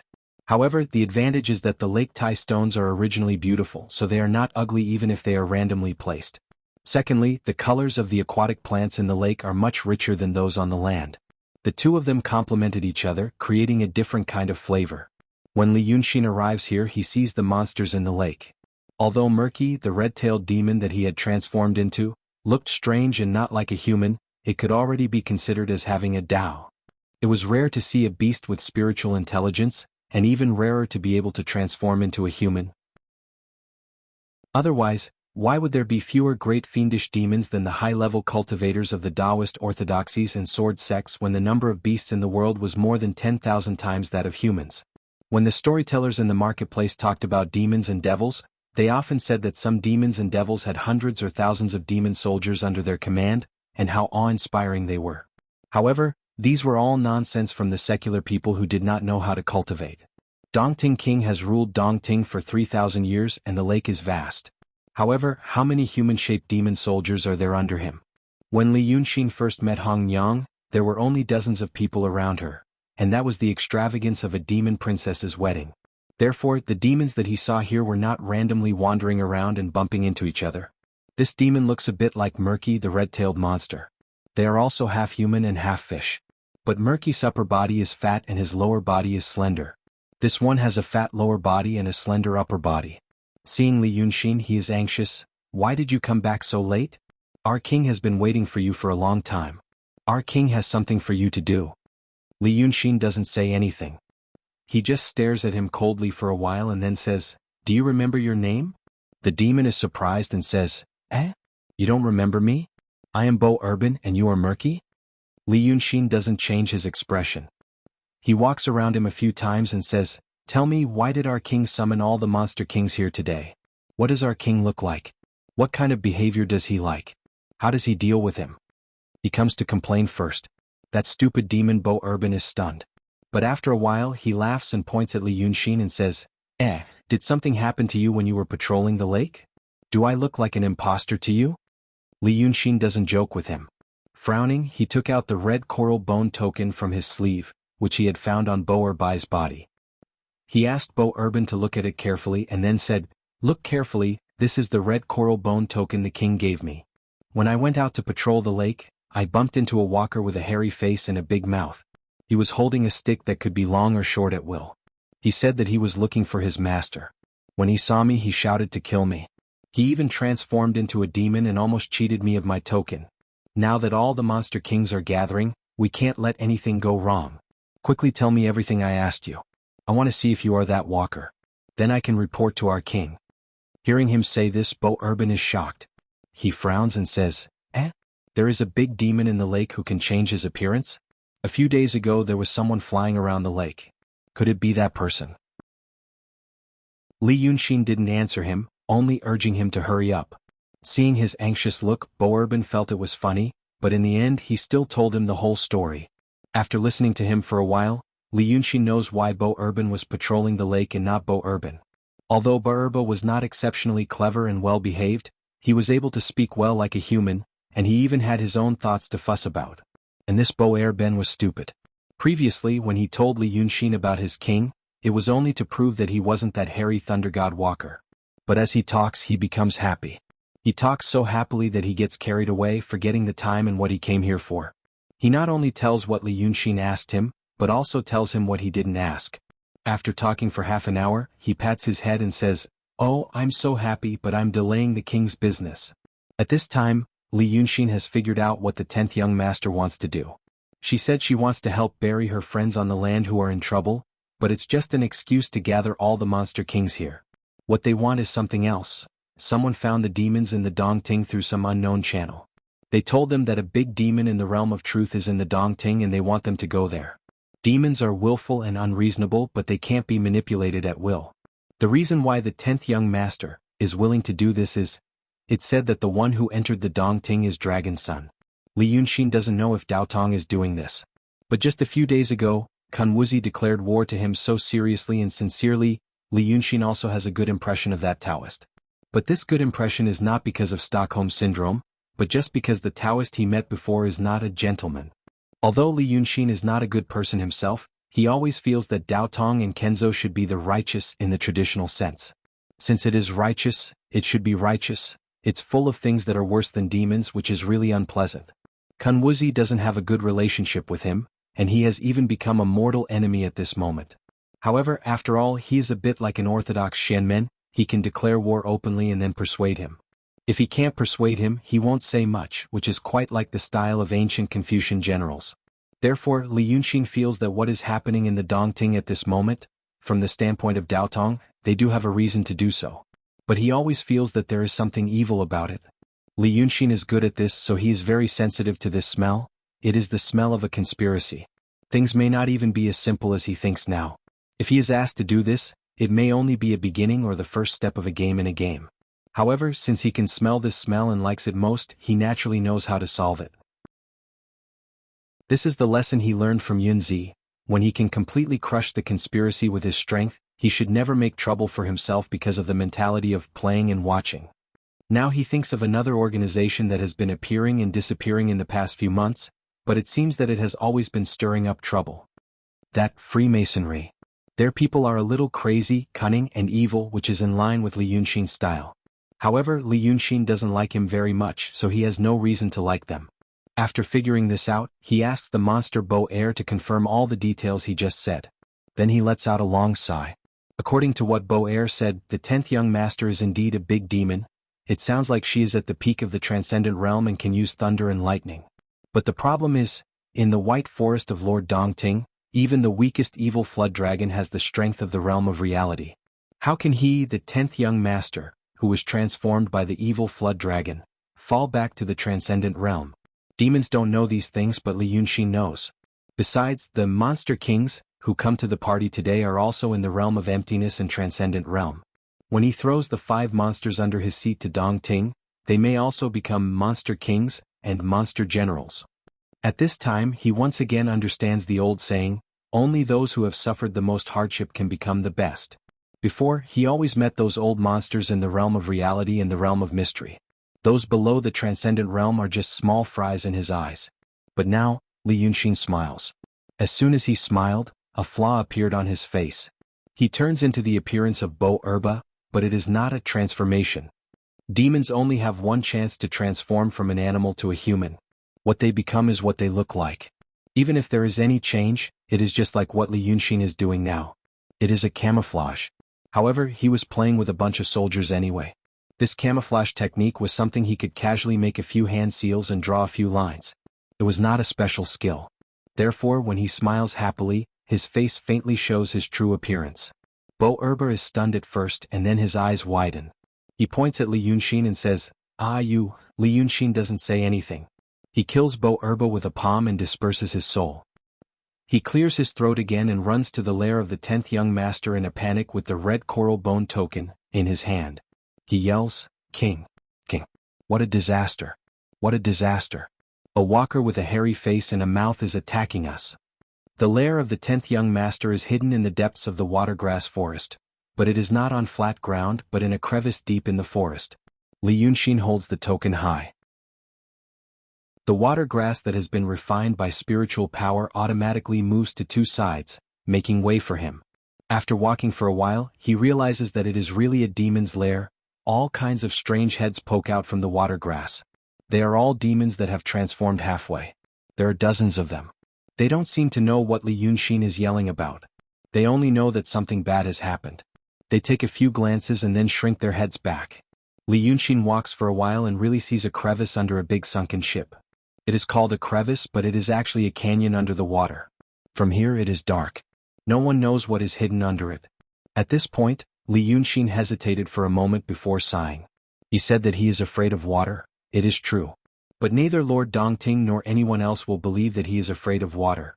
He is not only a big demon, but also the son of a dragon. In their eyes, he is a cruel and sinister person. If he is really afraid of water, wouldn't it be a big joke? He tells the truth, which is rare, but no one believes him. Since no one believes him, he will not use it to make a fuss. Now that he is staring at the canyon, he knows that it is not a good scene. The 10th young master is a demon in the transcendent state, and the demon kings and demon generals around her are all trash. Not to mention the dragon palace, there may not even be a summer palace. The canyon is hidden in the water grass and the water is not flowing very well. At first glance it is murky and cold. Sand and sand are flying in front of him. There is also a rotten smell in the water. He is not sure if there are corpses piled up in the water. He only paused for a short while. Then he heard the sound of water flowing and lightning flashing in the canyon. Then a group of strangely dressed demons surrounded a young man in a white robe and rose to the surface of the water. But looking at this young man, he had a round face and a wide mouth. The corners of his mouth seem to be naturally pressed down, as if he is always angry. It can be said that he is not angry. He also has a nose. However, his nose was flat and collapsed as if someone had punched him in the face and pressed his entire nose down. But this nose is not the weirdest part of the face. It is the eyes. Li Yunxin looked for a while before he found his eyes. They are hidden under the eyebrows, 2 dots the size of green beans, and the eyes are only a slit. He looks like a character from the comic books in his world. It is very funny. And this 10th young master's eyesight is not very good. Surrounded by a group of demons, he frowned and looked around before he finally locked onto Li Yunxin's direction. He shouted, "What happened? Why are you so panicked?" Li Yunxin walked in front of him and said, "Your Majesty, this is bad. There's a handsome, elegant and carefree killer outside. He's already here."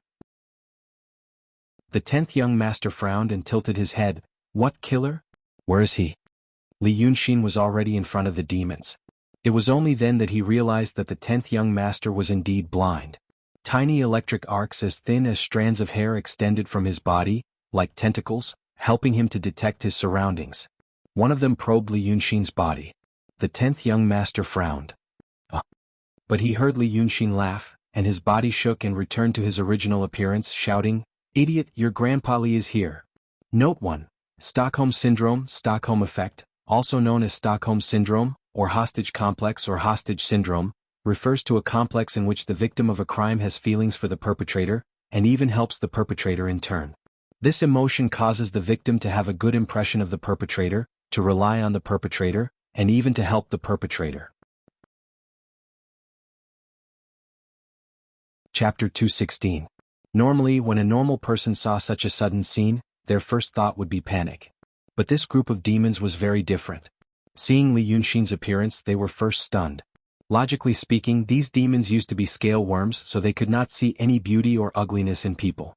But after gaining intelligence and understanding, they had to change according to a person's appearance. Their nature had gradually been erased and changed over decades, centuries and even millennia. Thus, when these stupid demons saw Li Yunxin, their first thought was, "What a beautiful person. How is that a hairy face and thunder mouth?" It was the great demon, the 10th young master, who could not see, heard Li Yunxin say this and immediately knew something was wrong. Twisting his body, he burrowed behind the demon and said, "Take him down, take him down." At this time, the demons finally came to their senses. They immediately flashed their weapons and swarmed toward Li Yunxin. The weapons in the hands of the demon kings and demon generals were of different lengths and shapes. There were rusty anchors taken from sunken ships that came crashing down toward Li Yunxin. There was a dung fork made of steel from somewhere that went straight for Li Yunxin's waist.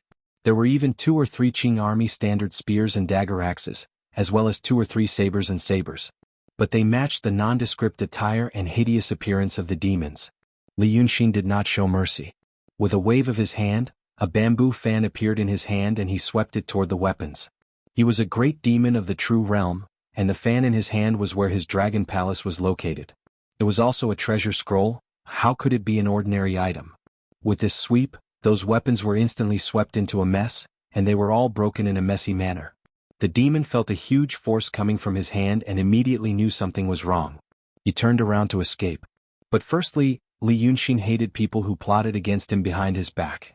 Secondly, he wanted to take the opportunity to kill people to establish his dominance. Thirdly, he had indeed suppressed his violent nature for many days. His figure flashed and he chased after them, faster than a galloping horse or a shooting star. Using only the tip of his folding fan, he exploded the heads of those demons one by one. This round of killing was so intense that the entire lake had turned into a pool of red soup. On the other hand, the small shrimps and fish in the muddy water were satisfied with the flying brains, minced meat and rotten bones. Li Yunxin casually dealt with these small fries, took a deep breath, and chased after the 10th young master. While he was on the top of the fissure, the water had been muddied by him. At this moment he no longer cared about the cold and rotten smell of the water in the crevice. Although it was still a blur when he looked down, his good eyes could still see the faint electric sparks that were emitted from the 10th young master's body as she fled. After chasing like this for a quarter of an hour, he realized that the crevice was actually deeper and wider than it looked. The deeper he went, the wider it became. It was a completely different world. He casually killed all the demons under the command of the 10th young master. How could the 10th young master not know? Seeing that she couldn't get rid of the killer behind her even with the terrain advantage, she knew that she was no match for the killer. She was scared and annoyed, so she ran away and said, "I have no enmity with you in the past. Why did you come to my house? I'm not an honest person who can be provoked. I'm a flood dragon in Dongting who has achieved the Tao.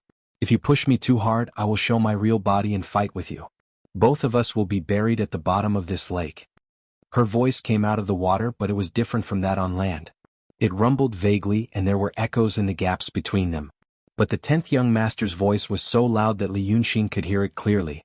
He followed her unhurriedly. At the same time, he took out a talisman from his folding fan and lit it up to observe the surroundings. Don't panic, he replied. "I just want to have a calm talk with you to become friends." Why is the 10th young master so panicked? The 10th young master didn't dare to believe his nonsense. His tone was leisurely without any sincerity. "To talk to me calmly." The 10th young master was even more panicked. She knew that her summer palace was deeper and there was no room for negotiation. So she made up her mind and said, "If you don't leave, I will use the 9th heaven thunder fire." Li Yunxin hurriedly said, "Oh, I heard that the 9th heaven thunder fire is the natural supernatural power of dragons. It specializes in killing spirits. Do you really think you are a dragon?" Hearing his teasing, the 10th young master gritted her teeth and her body suddenly tensed up. She tensed up. The tiny electric arcs around her disappeared. They all went back into her body. However, after a breath of time, there was a sudden shout. The earth-shattering electric arcs weaved into a net, connecting the two walls of the deep water canyon, and enveloping Li Yunxin. There were also fish and shrimps in the water. When the fish and shrimps touched the electric net, even fainting would be unnecessary. They directly turned into a puddle of ashes and stirred up the muddy water. When Li Yunxin saw this scene, she was really taken aback. The huge electric net was emitted from the 10th young master's body. She didn't use any Dharma treasure or Dharma spell. When the 10th young master struck out with the lightning, her real body was revealed. With the help of the electric light, Li Yunxin saw her real body. It was indeed the body of a thick dragon snake. A long dorsal fin that almost ran the length of the body flashed in the muddy water with the help of the electric light. It really looked like a dragon's body. At this moment, the electric net had already engulfed them. But Li Yunxin, he didn't dodge. When he saw the 10th young master's supernatural power, and the appearance of the 10th young master, he had already guessed it. So he laughed and said, Good. Grandpa will show you what the real 9th heaven thunder fire is." He didn't dodge. He just snorted coldly and showed his Dharma body of the god fiend. Then he widened his eyes and shouted, "Thunder, come." Nothing happened in the water, but in the sky above the water, a huge dark cloud immediately gathered. Once the dark cloud formed, there was a loud crackling sound.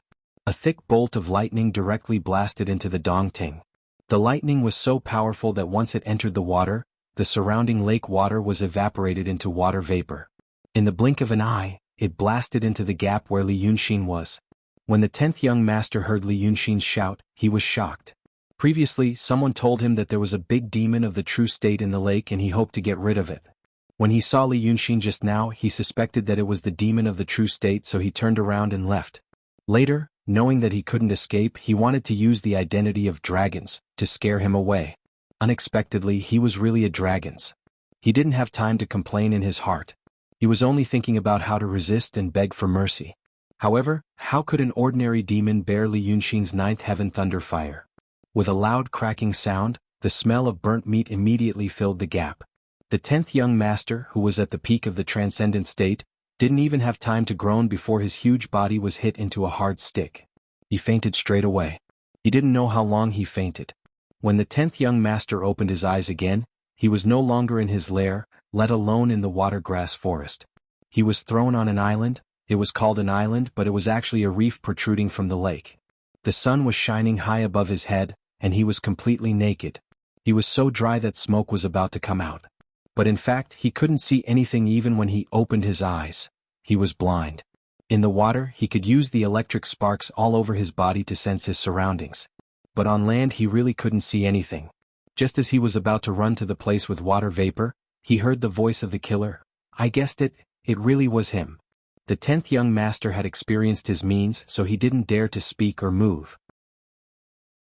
He just lay on the big rock obediently, hoping that a cloud would come from the sky and cover the sun, so that his body would dry a little slower. Then he heard Li Yunxin say again, "You can discharge electricity. Your real body has such a long fin on its belly, it can be used to scare people. Unfortunately, I've seen it before. Not only have I seen it before, I've even had intimate contact with it." Li Yunxin paused, then laughed mockingly. "So, you're actually an electric eel pretending to be Dragon Son to trick people, right?" The 10th young master's true body was seen through, and he knew that he couldn't escape, so he didn't bother to think anymore. He just said sadly, "What's the name of an electric eel?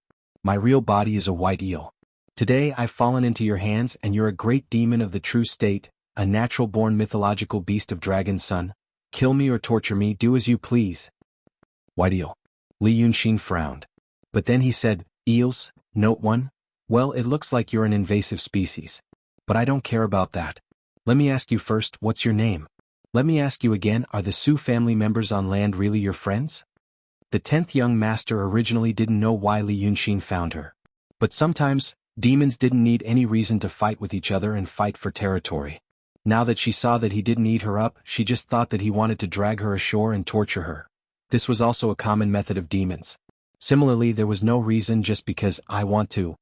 She didn't want Dragon Son to ask her name first, and then ask about the Su family. The 10th young master felt some hope in her heart. She hurriedly said, "Your Majesty, since I'm a demon under Lord Dongting after I transformed, I took his surname, Li, and my name is Shan. The Su family on land, according to people, can be considered friends. It's just that this lowly one isn't very familiar with them. I just often enjoy some of their offerings. As for the offerings, they aren't anything good, they're all pigs, cows, and sheep. The meat is tight and hot when it enters my mouth, it's really unpleasant." Li Yunxin ignored his long-winded words.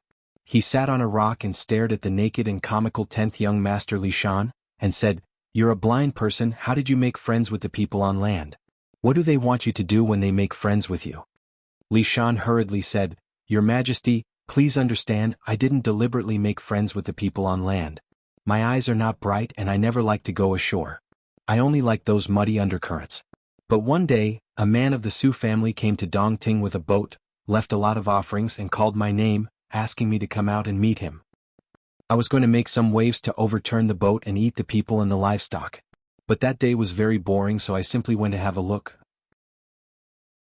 As a result, I heard from that man that he was told by Yama in a dream at night, saying that there was a white eel in Dongting who had achieved the Tao and was expected to turn into a dragon.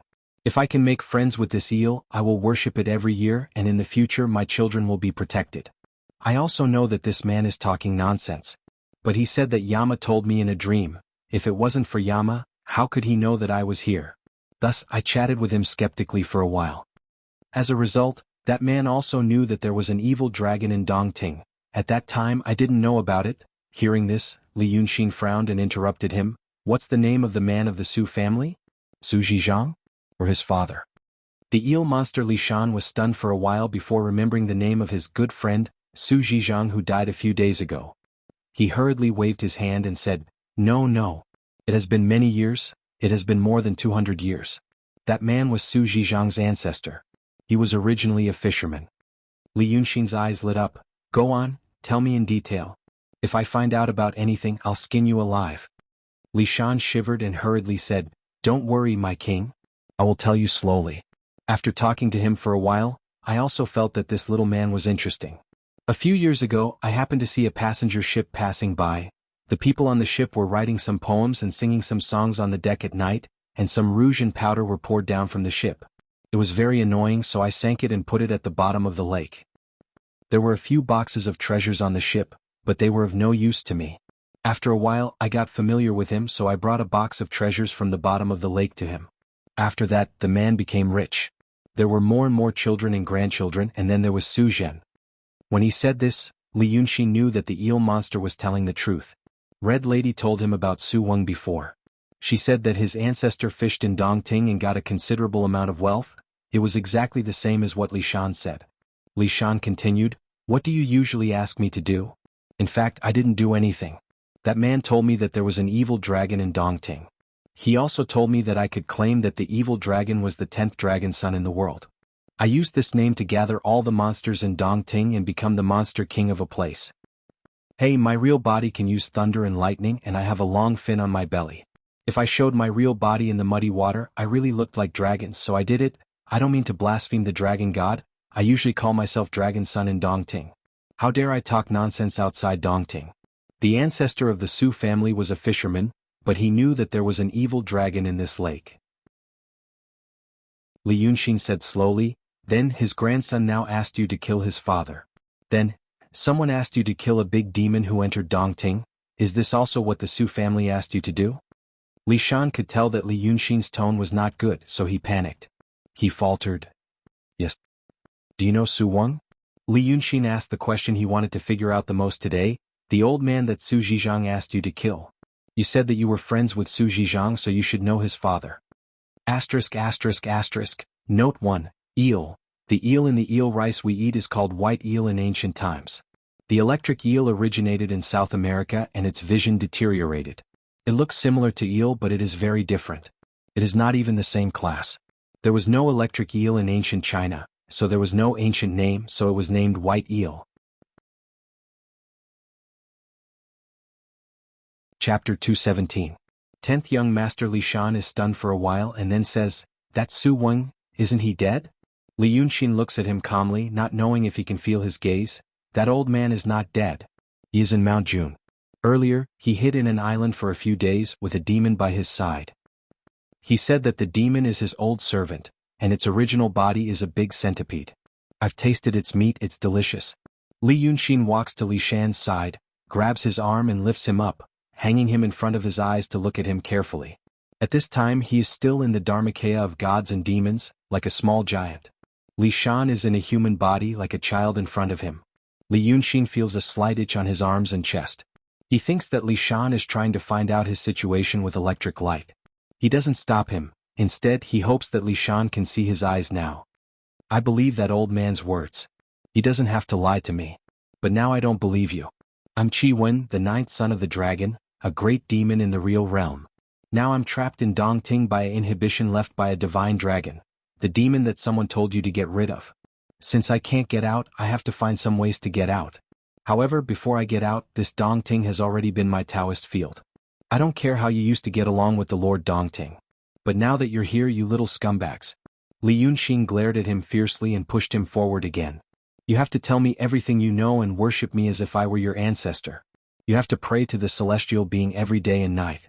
You'd better help me find a way to get rid of me as soon as possible. I've eaten eels, but I haven't eaten eels yet.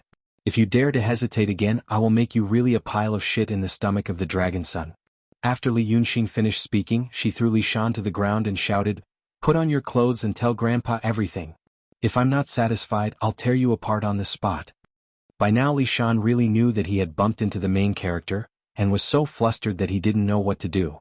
If it was an ordinary battle between demons and monsters, he would probably be more courageous if he was captured, because he knew that demons were cruel by nature. If he begged, it would only make the other party excited and torture him even more. But now she sees a glimmer of hope. Dragon Son seems to really want to ask something important and wants to take charge of Dongting. Since that was the case, even a fake Dragon Son like him needed a few capable assistants, let alone a Shinryu. He thought about it carefully in his heart and finally stopped pretending to be a dead fish. Instead, he conjured a white robe and crawled to Li Yunxin's side. "Your Majesty, please don't be angry. Your Majesty, please don't be angry. This lowly one does know some things, but I feel that what I said was too outrageous. Outrageous? Yes. It's too inconceivable, so I didn't dare to say it. You really didn't mean to hide it. Since your Majesty wants to listen, say it." Li Shan shuddered again and opened his mouth to speak. "Your Majesty, you have to know that my eyesight is not good, so I don't often go to the land. Many things are reported by the little monsters under my seat, so I'm not very familiar with them. But I also know that the Daotong and Kenzo in the world are the righteous path of Shenmen cultivators. I also know that Taoists and swordsmen are not friendly to demons. If they encounter those with low cultivation, they will kill them immediately. That lowly one usually makes some waves in Dongting and swallow some people. Hey, it's also for us demons to vent our grievances. Therefore, the Su family found me to be friends with—" "What's the name of the Su family?" Li Yunxin asked. "I can't remember it for more than 200 years. Coincidentally, the name of the Su family is easy to remember. His surname is Su and his first name is 3. He is called Su San. Isn't this an alias?" No, it's not. Li Shan hurriedly said. After Su San died, I continued to contact his descendants. Sometimes when I mentioned his ancestors, they all said that his real name was Su San. Okay. Continue to tell me in detail, don't make your own decisions. If you think it's useless, you have to tell me. The white eel monster Li Shan continued to speak. Therefore, when the Su family found me to be friends with them, I was not willing. When he said that there was a flood dragon in Dongting and that I called myself the 10th dragon son, I became even more suspicious. You must know that even though we fiendish demons are a messy bunch, anyone who is connected to the orthodoxies or sword sects will be shunned at all costs. At that time I asked Su San, how can the things you said be known by a fisherman? Are you from Daotong? What are you planning? Su San said that he did have some supernatural powers. But it wasn't the supernatural powers of Daotong and Kenzo. He was a fisherman, but he seemed to know everything about human cultivators. Back then, I was already quite familiar with him. I told him that you were just making empty promises. Do you know that all the demons and devils in the world hope to obtain the techniques of the orthodoxies and sword sects so that they can take a shortcut to cultivation? Those human cultivators start cultivating when they are children. If they are talented, they can reach the transcendent state in a few decades. If they are ordinary, they can reach the transcendent state, the true state, and the profound state in a few hundred years. Even if the two sages in the world cultivate to such a high level, how long would it take? Only 1,000 years.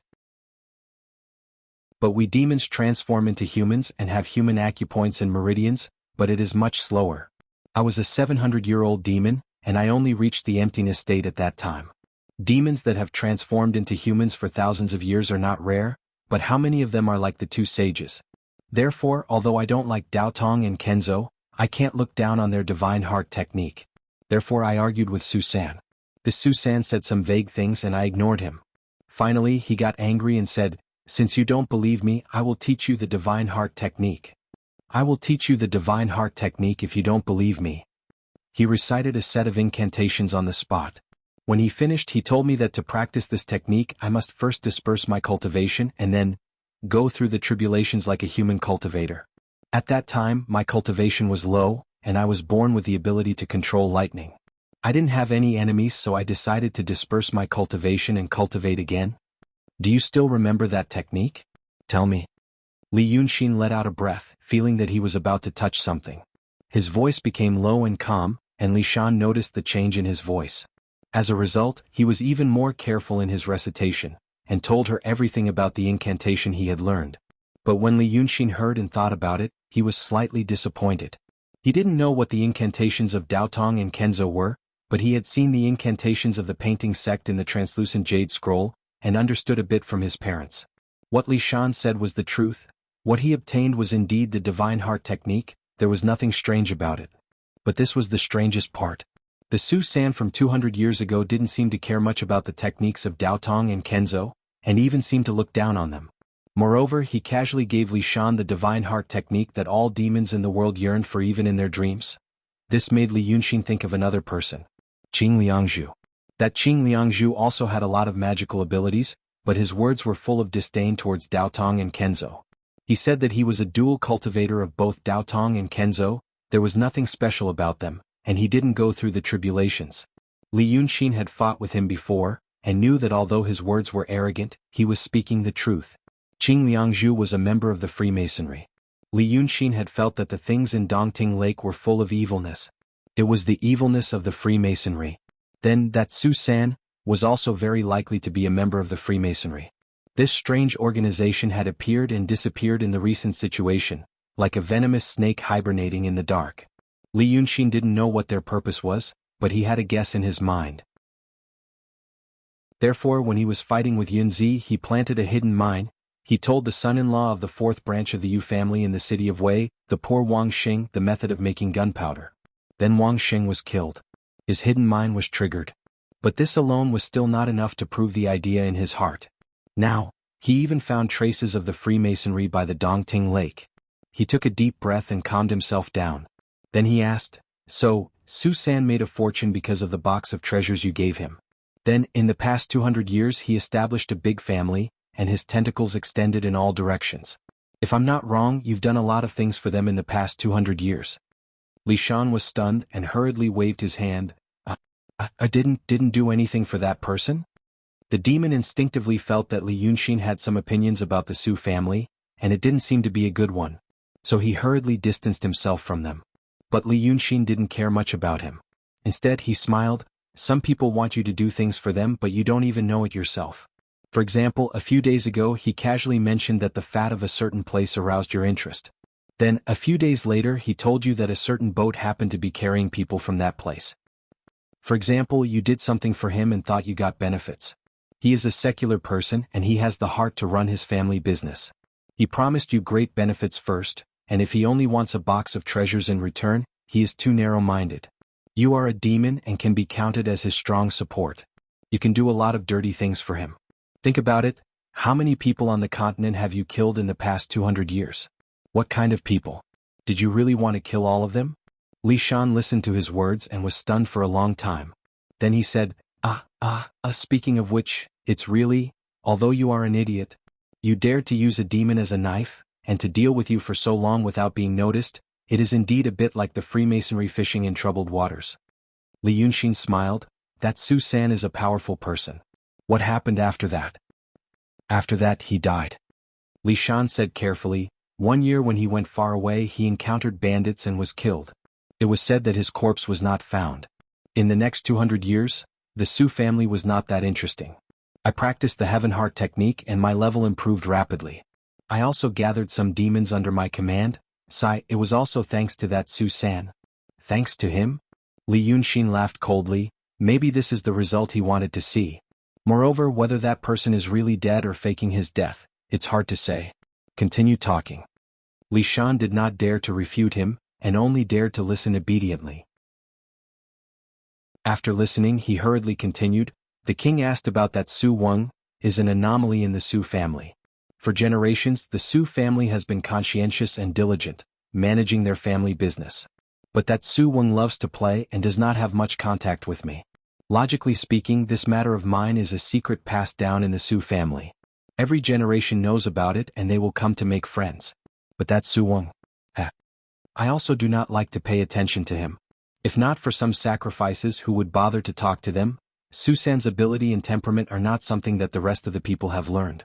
Speaking of which, other than playing, that Su Weng does not like women. Originally, this branch of the Su family would end with him, but at that time, there were still some old people in the family who were not dead. Anyway, he adopted a son and a daughter. They were already adults and there was no kinship between them. With this daughter, he does not care about the family business, and all the important things in the family are taken care of by his children. That son is Su Zhizhang. Although Su Zhizhang is boring, he is very attentive. I think it is reasonable that he wants me to get rid of the old man of the Su family. After all, they are not blood relatives. Li Yunxin listened quietly and then pondered for a moment. Su Zhizhang told you that a big demon came to Dongting and wanted you to get rid of it? Li Shan hesitated for a while and then answered yes. He hurriedly added, it is also God's mercy. That annoying one also drowned, and now he is in my stomach. So, Li Yunxin thought for a while and then said slowly, does it mean 8 days ago Su Zhizhang told you about this? It was also 8 days ago that Su Weng came to this lake by boat. Now Dongting is blocked and many people of the Su family are dead. Now no one from the Su family is contacting you anymore. Li Shan hurriedly clapped his hands. Your Majesty, you are so smart. That's right, that's right. Li Yunxin knew that he had figured out the context. In his mind, things were roughly like this. Maybe there were many deviations and uncertainties, but the most self-consistent explanation he could infer at present, 200 years ago, a man who belonged to the Freemasonry, named Su San, came to Dongting. He was alone, but he had some intelligence and information. Then, relying on the intelligence and information, he made friends with Li Shan and got his first bucket of gold. Then, with his extraordinary courage and experience, he used Li Shan, the demon, to clear many obstacles for himself and ran the Su family. Li Yunxin thought that this should be a point of the Freemasonry's layout in the secular world. Taking root in the secular world, they could have a large amount of intelligence and resources. However, Dao Tong and Kenzo were superior and didn't take this kind of thing very seriously. Their roots and vines were the officials of various countries, and they didn't care much about the power of the people. And the Freemasonry filled this gap. Li Yunxin didn't know how much it filled, but he felt that it was not just in Dongting. It should be noted that a high-level cultivator of Dao Tong like Yun Zi, who was like an immortal in the eyes of secular people, was tied to the Freemasonry. Then, the Su family had been working for the Freemasonry for 200 years, whether they knew it or not. Until Su Weng appeared. Li Yunxin still didn't know how Su Weng had such terrible magical power, and how he went to the Su family and became the patriarch. But it seemed that Su Weng tried to mess up all this. He wanted to destroy the Su family in an unobtrusive way. So he was forced to adopt a son and a daughter. It was said that he was too lazy to manage the family affairs. In fact, he was robbed of his power. But Li Yunxin didn't know how his magical power could be robbed by secular people. After that, it was all based on his own bold conjecture. Su Weng's evil intention was finally exposed, and Su Zhizhang decided to get rid of him. Because of this, he even had a demon by his side to ensure that everything was safe. But Su Weng knew this, so he beat him at his own game and took all the high-level members of the Su family on board. So today's situation came to this. All the high-level members of the Su family were dead, and Su Weng achieved his goal temporarily in a sense. The key point was that Su Weng knew that there would be a big disaster in Dongting that day. Li Yunxin didn't know how he knew. But in the end, besides these many things, Li Yunxin also realized another thing. Su Weng, who was omnipotent, seemed to come to Dongting to hide from something. If he also knew the existence of the inhibition of Dongting, it meant that in the eyes of such a powerful Su Weng, people outside could not break through the inhibition of Dongting and come in to threaten him. That was to say, it seemed that he really couldn't go out for the time being and couldn't rely on his own ability to break through this inhibition. Chapter 218. But at this time, Li Yunxin doesn't want to leave Dongting anymore. He was just worried about the powerful demons under his command. Now it seems that Su Weng did him a favor. Lu Laodao and Sanhua are safe for the time being. Sure, Queasy is a good person, but it's unrealistic for Li Yunxin to worry about her like how he worries about Lu Laodao. She can only pray for herself. As for the other 4 demons, since Su Weng can't find them, it's hard for him to find them. So he can rest assured. Or is it because even Master Su has to enter the inhibition to hide from something? What is he hiding from? He knows the world outside is not peaceful. People from Daotong came to the city of Wei and decided to wage war against demons. For this reason, they planned to seize the divine dragon's soul in Dongting to weaken Shinryu's power. But the inhibition of Dongting is hard to break, and they don't seem to know the condition of Shinryu's soul, so they must mobilize a large force. But, if this soul, could it be that the true dragon had purposely stayed here because it had anticipated today's situation? He attracted a large number of cultivators from Daotong and Kenzo here, and then, Lord Dongting left in a hurry. Was it because of this? Li Yunxin thinks for a while in silence. Although he knows it's his own wishful thinking, he is getting more and more frightened. Damn it. He can't help cursing. Originally he stayed in Weishui River because he thought it was a good place to run. But who would have thought that there is still a part of Shinryu's soul hidden in this place? Now he has completely dragged himself into the eye of the storm. Li Shan's heart beats fast when he hears his unkind tone. He is afraid that Dragon Sun will tear him apart when he loses his temper. Li Yunxin is silent for a while and then says to him, "What is your position among the demons in Dongting Lake?" When Li Shan heard this, he immediately heaved a sigh of relief. He hurriedly got up and answered him properly, "Your Majesty, it's not that I'm boasting. In this Dongting, there were only a few demons in the place of the outer fringe. As for this little one, after cultivating the heavenly will technique, my progress amongst the demons can be said to be at a tremendous pace.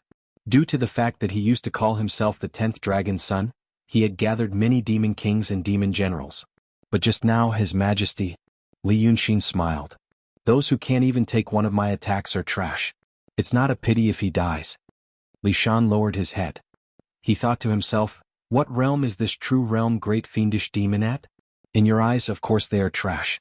However, those trash that were scattered all over the world could also become demon kings and demon generals that could gather a region."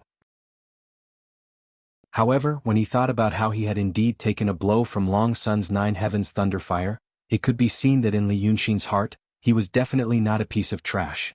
He couldn't help but feel slightly proud of himself. He continued, "There are other demons scattered around the lake, and they have gathered some demon generals under their command. Usually they mind their own business, but they are certainly not in harmony. In the past, when the Lord Dongting issued an edict, they would rush forward. However, if it wasn't for the matter of the Grand Supreme Elder, they would not be convinced in private. Disputes are common and fights are not rare. Those children who have yet to transform or are about to transform are often captured and killed to establish their power. It is indeed difficult, but it is also the norm." When he finished, he thought that Li Yunxin would ask more details. Then he would show off again so that this Long Sun would know that although he hid in the canyon all day long, he was also aware of what happened in Dongting. However, how could Li Yunxin not know what he was thinking? He immediately said, "Then let's go. You bring me along and sweep through the nests one by one." As soon as he finished, he rolled up Li Shan and entered the water again. Li Shan was dumbfounded. He thought to himself that this dragon was truly savage. Why did he want to sweep over, after only asking these questions? The Lord Dongting is also a big demon, but he usually only subdued people with his power.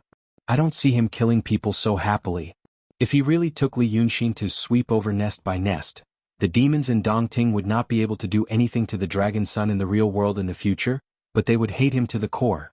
However, he didn't know what Li Yunxin was thinking. When he was trapped in Dongting before, he was only thinking about how to get out of trouble so that he wouldn't be caught like a turtle in a jar. Therefore, after listening to Hong Yangzi's method, he patrolled around Dongting again in order to find some ways to relieve the depression in his heart. Unfortunately, he met Su Weng on the isolated island in the lake. Originally, he was bored and wanted to find someone to relieve his boredom. However, he found that Su Weng was not an ordinary secular person, nor was he an ordinary cultivator or demon. Such a strange person appeared in Dongting where he lived at such a critical moment. Naturally, he was shocked and wanted to find out the details. However, after investigating, he found that the Freemasonry was involved. At this point, he realized that firstly, the inhibition of Dongting could not be broken so easily. Secondly, what happened in the city of Wei and the Weishui River near Dongting? He didn't know which was a coincidence and which was arranged. The whereabouts of the Freemasonry were erratic and they seemed to have a big plan. They also developed and fostered forces in the secular world, demons and Daotong Kenzo. Now Dongting became the focus of the world. Was it because of the Freemasonry? After all, he was forced to escape from the mountain village and his parents died suddenly because of Qing Liangzi of the Freemasonry. Let's talk about the soul of Shinryu in Dongting. He first met the ninth young master and then met the Lord Dongting. Finally, a series of things happened which made the cultivators of Daotong and Kenzo gather in the city of Wei to get that part of the soul. All these. He didn't know whether it was the plot of the demons or the joint plot of the three parties. Therefore, he realized that the world outside the inhibition of Dongting seemed to be more dangerous than inside Dongting. In the eyes of others, he was a sinister, vicious, paranoid, and arrogant lunatic. But in his heart, he would like to believe that he had fallen into a trap. However, this situation did not belong to a single party. Daotong Kenzo, demons, and the Freemasonry, they all wanted to do something. However, with him, a ruthless character who liked to turn everything upside down, the trap was out of control. It should not be expected by any party now. Now he was in the relatively safe Dongting Lake. One thing he could do was to clean up the demons in the lake. The Lord Dongting was a powerful monster in the Xian realm, and he had been in Dongting for 3,000 years. He could convince people with his power. But when it came to him, there was only one effective way. Go. If he couldn't get away in a short time, he would turn all the monsters in Dongting into screws. The good days when the Lord Dongting ruled Dongting had passed. And now, he wanted to be their ancestor. Chapter 219. Before learning that the lair of the 10th young master Li Shan was destroyed, the Ao king was planning to gather his subordinates to find the flood dragon. However, he doesn't remember the word flood dragon. It is called an evil worm. Not everyone knows that the Lord Dongting left Dongting, but the Ao king is one of the few demons who know the news. This means that he is not a random little bastard. According to his name, he is a monster king. When the Lord Dongting is still here, the evil worm has no chance to cause trouble. Once it appears, it will be killed immediately and will not harm the surrounding water tribes. But now the Lord Dongting is gone, and Li Yunxin is not in a hurry to kill the flood dragon. Therefore, the huge evil flood dragon turns the Dongting upside down today. However, it doesn't dare to go to Mount June. It is scared by Su Weng. The Ao king's real body is a crab. In this Dongting, he has been cultivating for the longest time except for the Lord Dongting. 1,500 years ago, his spiritual wisdom was awakened. 1,000 years ago, his real body grew to the size of a hill. One day he saw the Lord Dongting patrolling Dongting with shrimp soldiers and crab generals. An idea came to his mind and he transformed into a human form. Now that the Lord Dongting is gone, the Ao king hibernates quietly for a few days to observe the situation. Gradually he finds that no one seems to come out to lead the overall situation. Although Hong Yangzi is the daughter of the Lord Dongting, all the monsters in the lake know that she is not a decisive evil woman. Instead, she is a person who yearns for love in the world. This kind of person can't take on a big responsibility. The AO King thinks about it and finally thinks that he is the one who can turn the tide at this moment. Dongting is inexplicably sealed. This is a disaster that has never happened in thousands of years. The monsters and the water tribes in the lake are anxious. If they don't do something now, when will they? What's more, a few days ago, a big demon flew over his territory. It seemed that the demon's realm was quite high. Without the Su family telling him that it is the Wei River Dragon King Li Yunxin, the AO King is not afraid. He is a big demon at the peak of the transcendent state. Because of his talent, his body is much stronger than ordinary demons. Therefore he felt that, just like the Lord Dongting 1,000 years ago, it is time for him to patrol the 6 valleys and 13 streams of Dongting with his troops and generals. That's why I'm going to settle the score with that evil bug. That evil bug was really hateful. In the past few days, it had already overturned many cave dwellings and eaten many demons. The AO King had seen it once from afar and thought it should be a demon of the true state. Although they were in the true realm, they did not have the intelligence of ordinary demons. They were considered livestock among the demons. Since that was the case, there would always be a way to hurt him if they gathered more people. It didn't matter if they could kill it or not. What was important was that as long as the worm didn't die, other demon kings would die. Either way, it was a good outcome. Then, a demon general rushed into the cave and reported to him that the lair of the 10th young master in the Shipwreck Valley in the west had been destroyed. The AO King laughed out loud when he heard the news. He then asked the demon general to tell him everything in detail. He and the 10th young master had been enemies for a long time. He was the demon king for 1,000 years, and he had seen the Lord Dongting's heroic patrolling. He had also listened to the Lord Dongting's teachings 3 times before, so he thought that his status would always be higher than the others. But that 10th young master, although he didn't know what her true form was, she called herself Dragon's Son. Just this point alone was enough to make him dislike it. Plus, she had hundreds of years of cultivation and now her level was the same as his. She was also trying to get close to the other demon kings. She seemed to be very restless. When the AO King thought of these things, he wanted to get rid of her. But he had 1,500 years of life left. He wouldn't recklessly fight with a demon who was also at the peak of the transcendent state. Thus, when he heard this news now, it was simply like he jumped into an icy cold well on a hot summer day, and his heart was carefree to the extreme. He grabbed a piece of sticky meat from a large golden plate beside him and threw it to the crab monster in front of him. He said, tell me everything." The crab monster hurriedly gobbled it up. Seeing his king laughing, he also became happy. He said, "Hee hee, my king, I heard that there was a true state demon in this lake. He was 100 feet tall, his eyes were like copper bells and he spat fire from his mouth. He killed his way to the 10th young master's Shipwreck Valley. He opened his mouth and swallowed all the demon kings and demon generals. He only kept the 10th young master alive and brought her ashore. I think he is going to dry her and eat her." At this point, the crab monster held his belly and laughed. The AO King was currently in his own palace. It looked like the palace of a human emperor, but his cultivation was not deep. The area was small, about the size of a courtyard, and the surroundings were filled with fog. Therefore, from who knows where, he procured gold cups and lamps, tables and chairs made of cedar wood, blankets soaked with mud, and all sorts of nondescript paintings and calligraphy, and hung them on the walls for decoration. There were a few small demons in the palace. When they heard the crab spirit's words, they saw the AO King and the demon general laughing, so they laughed as well. But after laughing for a while, the AO King suddenly stopped. He frowned and thought. After thinking for a while, he suddenly realized something. He grabbed the golden plate beside him and threw it at the crab monster and the demon general's face. He scolded, "You idiot, you think this is a good thing? Who knows if he will come and destroy our immortal's cave after destroying Li Shan's?" The crab monster and the other demons were not as quick-witted as his king. With a smile on his face, he thought for a while.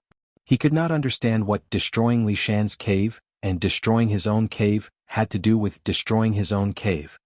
But when the AO King is angry, there must be something to be angry about. The AO King's words must be unfathomable. His joy immediately turned into anger.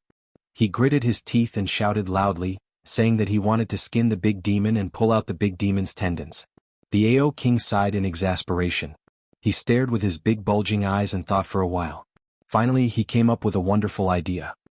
He laughed 3 times and ordered the demon general, Quickly go and inform the demon kings of the 4 valleys and 13 streams. Tell them that a killer has come and wants to wipe out all of our caves. Tell them to come to the Valley of Storm immediately to discuss the plan and elect me as the Lord of Dongting.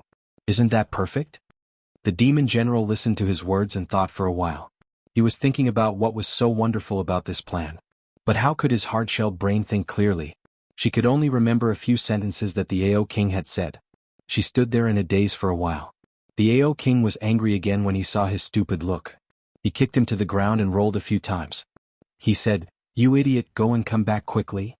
The demon general could only shout, "My king is wise, this is a wonderful plan," and ran out of the cave. The crab demon general sent by the Ao King had some innate abilities, so he was able to travel at a very fast speed. It only took him 2 days and 2 nights before he came back. But when the Ao King saw the demon general again, he realized that his 2 thick arms were gone. There was only a bare torso and a head on top of his head. He looked like he was about to cry. The demon general said that he went to Panxian Valley first. But the Snake King listened to him and said that he didn't care about the big demons and whether they were attacking his house or not. The crab monster general had a flash of inspiration. He said that they haven't attacked yet. Once they destroyed Ao King's Valley of Storm, wouldn't they go straight to Panxian Valley? In the end, the Snake King got impatient and said that he was too long-winded and didn't know what to say. He wanted to eat him with wine. The demon general said that he was the messenger of the Ao King. Once he ate him, the Ao King would be furious and would attack his house. When the Snake King heard the demon general's words, she felt that it made sense. But she still said that she was greedy. The demon general had to break one of his claws and let her eat it before he left. After they left, they continued to the next house and arrived at the cauldron-casting valley. The master of this valley was a 1,000-year-old tortoise. He was usually slow and was the enemy of the Snake King of Panxian Valley. When he saw the demon general, he didn't ask about anything else and only asked him where his arm went. The demon general thought that since this tortoise was the enemy of the Snake King, he could ask him to cause some trouble. The crab monster only had this kind of wisdom once every 10 years. He quickly told the tortoise about it.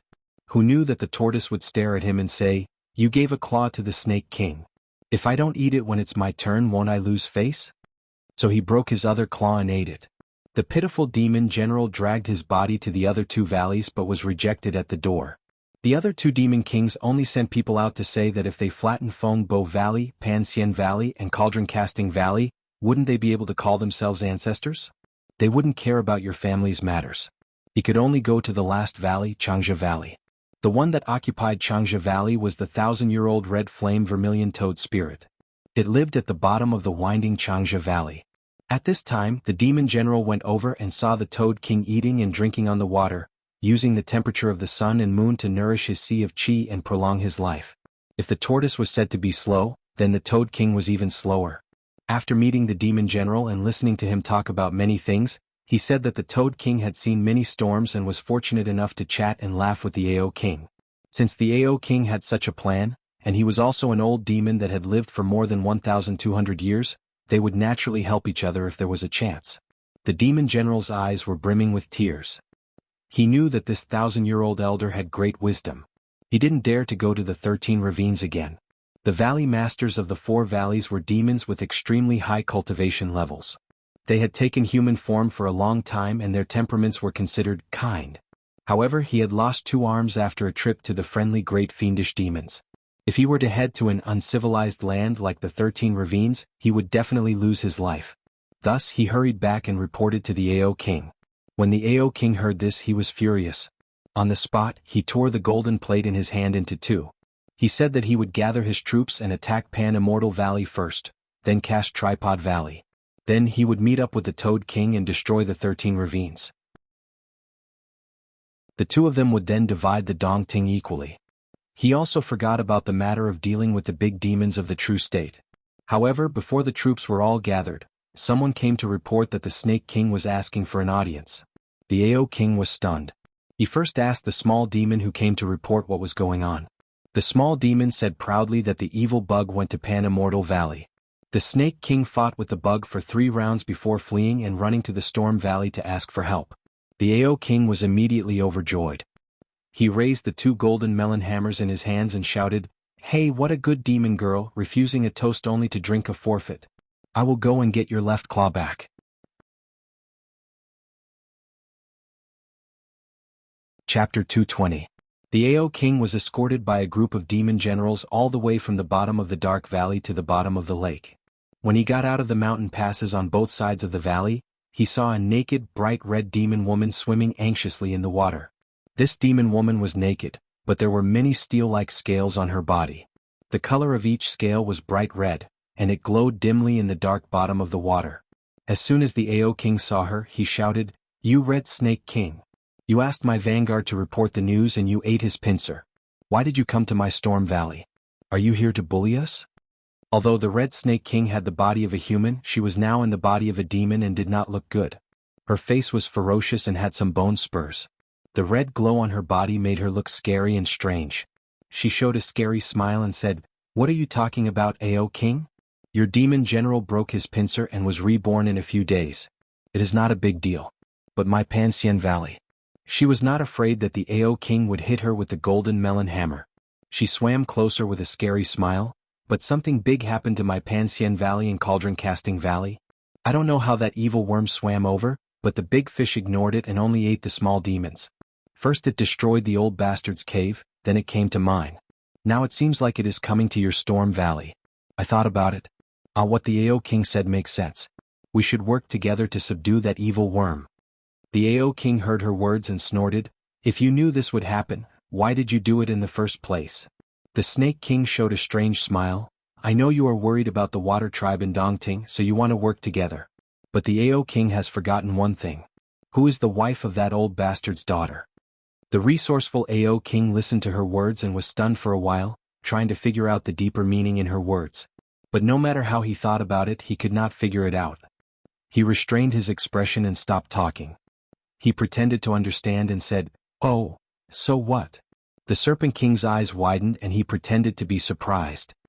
"Ao king, think about it. The 6 demon kings in the valley all know that this evil insect is going to be killed and sent to the golden-winged rock king to eat. Every year, who comes to get the meat of this big worm? It was Bai Yunshin, the adopted daughter of King Rock. Do you still remember? 100 years ago, Bai Yunshin came to the lakeside to run some errands. The old tortoise's daughter happened to be out to play and was seen by Bai Yunshin. Bai Yunshin said that she thought she was cute, so she pecked her and took her away to be her maid. She really doted on her for the past 100 years. Why didn't I want to get involved in this before?" The snake demon stared at Ao Wang with a pair of bright yellow eyes. She leaned closer and whispered into his ear, "Because even if the 5 of us kill the evil worm with all our might, when Bai Yunshin comes to get the meat, the old bastard's daughter will put in a good word for her, which will be worth 1,000,000 words from us. All the credit will go to her. Ao king, think about it, am I right?" Ao Wang finally understood what the Snake King wanted to say, but he still kept a straight face. How could I not think of it, The Snake King didn't care about his reaction. She only continued to whisper in his ear, "Previously, I didn't want to work for him for free. But now that the evil worm even destroyed my Pansien Valley, how can I, the Red Snake King, swallow this anger? Coincidentally, the old tortoise has nowhere to go, so he can't swallow this anger. At this time, this matter can be done. If you ask me, we can lead the evil worm to that Li Shan. Didn't they say that he has a big backer and wants to find trouble with us? Let's set up a trap, set up an ambush and lead the evil worm, Li Shan and his backer to fight together. It would be best if that person killed the evil Jiao. Let the old tortoise tell his daughter that the person killed the evil Jiao, and the meat of the Jiao was rotten. How could he explain it to his daughter? Then Bai Yunshin would go crazy when she heard this. She is a true state demon, maybe she can find a way to run into this prohibition spell and teach that person a lesson. What if that person can't kill the evil worm? We can also ask the old tortoise to tell his daughter that that person wants to snatch food from the Peng King's mouth, and covet the evil worm's flesh, bones and fur. If that Bai Yunshin is angry, she must teach that person a lesson. Ao King, do you think this is a good plan? After listening to the Snake King's plan, Ao Wang praised her to the heavens in his heart. However, his expression didn't change and he only nodded slightly. Well, this needs a long-term plan. Snake King, follow me. The 2 monster kings talked for a while, and the monster soldiers around Ao Wang were all confused. The monster general who lost his pincers wanted his king to avenge him, but he followed them back to the cave residence in a daze. He didn't know what happened at all and he just became friends. At this moment, Li Yunshin and Li Shan were also in Dongting, which was hundreds of meters deep. They were listening to a half-human, half-fish monster talking about the 5 Valley Masters' movements. The monster didn't speak very clearly, but Li Yunxin understood everything he wanted to know from a few words. When the monster finished, Li Shan hurriedly smiled and approached him, saying, "You see, I sent spies to the 4 Monster Kings' cave residences. They didn't think of this. In the whole Dongting, the only one who isn't stupid is the Toad King. But the Toad King doesn't like to stir up trouble, so I didn't pay much attention to him. As the saying goes, know yourself and know your enemy and you will never be defeated." Li Yunxin didn't really care about what he was saying. He was rambling on and on trying to claim credit. The monsters in Dongting were so vulnerable, so he didn't need to spend any effort. Today he stopped in the water to listen to their laughable tricks because of one thing. The little servant girl by Yunxin's side was actually the daughter of the old tortoise in the Cast Cauldron Valley. When he first saw the young maidservant, he felt that she was pretty and had a lively and playful personality. She was a cute little girl when she didn't show her cruel side. He didn't want to know her background here. But he was not curious about the little maid, but about Bai Yunxin. He didn't know how deep the relationship between Bai Yunxin and Dongting was, just like he didn't know that Bai Yunxin was related to the Ghost King in the city of Wei, but these were not what he cared about the most. The reason why he thought about these was that he really wanted to think about things but he couldn't. For example, what was the situation outside the inhibition of Dongting? Did cultivators really gather in the city of Wei to fight against the demons? What were the demons thinking? Black Bai Yanjun hadn't come to him for a long time. He also felt it was unusual. Since the 5 monster kings in the lake wanted to make trouble, he would let them make trouble first to lure the evil dragon out. He wanted to kill them violently, but now he realized it was better to follow the ideas of those monster kings. He wanted to figure out the situation in Dongting as soon as possible and then concentrate on thinking about the things outside the lake, his own situation and Master Su. Let's wait and see. Li Yunxin sighed in the water. At this moment, in the capital of the kingdom of Qin, 2,000 miles away, someone said the same thing. The person who spoke was behind a light yellow gauze curtain, on a gorgeous gilded bed. She waved her hand while talking. Her fingers were white and slender, and each nail was like white jade. The silver-armored warrior standing in front of her tent hurriedly stepped back and lowered his head. He heard the rustling sound of the woman's clothes behind the gauze curtain. She was probably lying down on the ice pillow. The gauze curtain and the big bed under the curtain were not in the room or even in the pavilion. Instead, they were on a green meadow. The meadow was wide and there were shadows of woods in the distance. It was as big as a hunting ground. To the east of the woods was Huilong Avenue, a straight road running from north to south of the capital, leading to the Yongding Gate.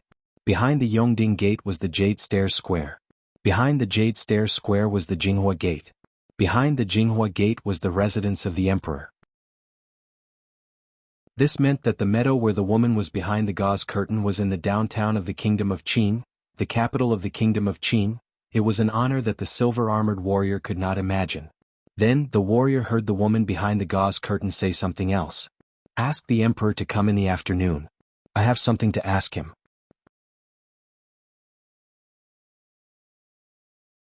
Chapter 221.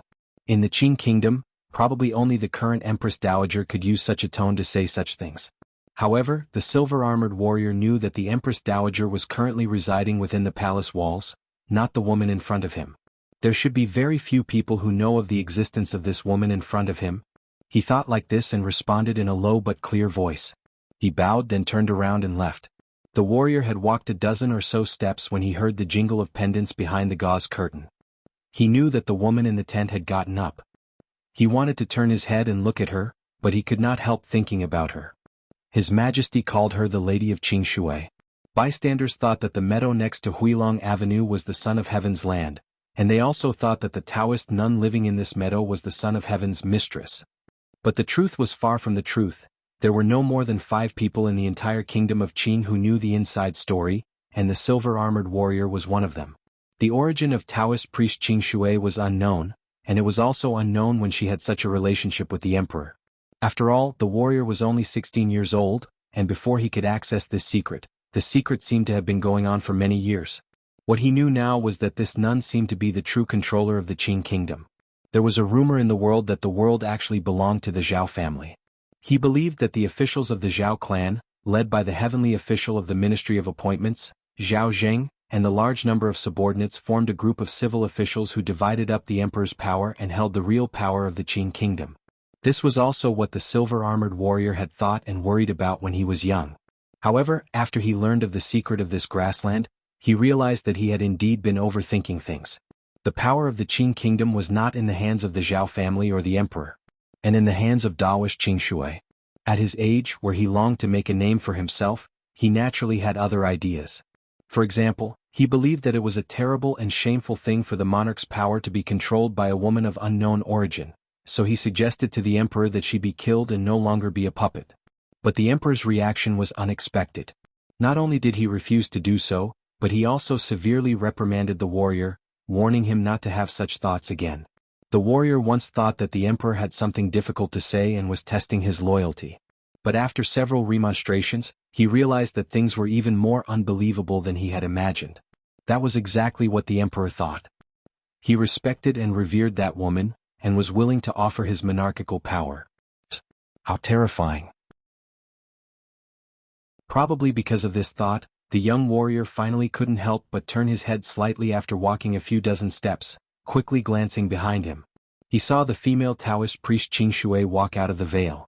She wasn't wearing a Taoist robe, but a light blue palace dress made of chiffon. Her black hair was loose and unadorned. She was barefoot, and her feet were as smooth and delicate as white jade. She stood on the grass and looked up at the sky for a while, then turned to look at the warrior who had walked away. The silver-armored warrior saw her face, half covered by her black hair, and a pair of eyes that were as bright as the stars in the night sky. He hurriedly withdrew his gaze, not realizing that his heartbeat and footsteps had sped up because of his nervousness. This was the first time he saw the face of the man of Clearwater in 2 years. He could not find any words to describe her beauty. In the wee hours of the morning, the emperor arrived. The emperor was 35 years old this year and was in the prime of his life. He also looked like an emperor, because of the excellent bloodline of the royal family and the improvement of this good bloodline from generation to generation. The emperor was handsome and had a sense of moderation. He had a short beard and came alone. He wore a light yellow robe and a winged crown. She walked across the wide, empty, and deserted lawn and stopped 10 steps away from Taoist Qing Shui. Then he slightly lowered his head and stood in the same place, just like how he stood in front of his father when he was the crown prince many years ago, or like how his father stood in front of the Taoist priest Qing Shui. The female Taoist priest looked at the sky in a daze. After a while, she saw the emperor from the side. She smiled and waved to him, "Come closer." The emperor took 5 steps forward and stopped. There was a drought in G State. "I was busy at noon, so I came a little late. Please don't blame me." The female Taoist priest smiled and shook her head. "You've been busy recently, but you have to take care of your health. You're thinner than when you came on New Year's Eve. You don't like meat, but you have to eat. Eat meat to have strength. Don't believe in eating light food. Eat all kinds of things. Don't be picky and your health will not be bad." The emperor nodded. "You're right. I'll remember." "As for me," the female Taoist priest looked at him seriously, "no matter what, you're still the emperor." "Yes, I'll remember." The Taoist priest Qing Shui said again, "This time it's about the city of Wei. Looking at the current situation of the city of Wei, what do you plan to do?" She was indescribably beautiful, but she was slovenly dressed. Now she stood on the grass like a man, barefoot and with her hands behind her back. She looked even more majestic than the emperor of the Qing kingdom. The emperor stood in front of her like a student answering a teacher's question.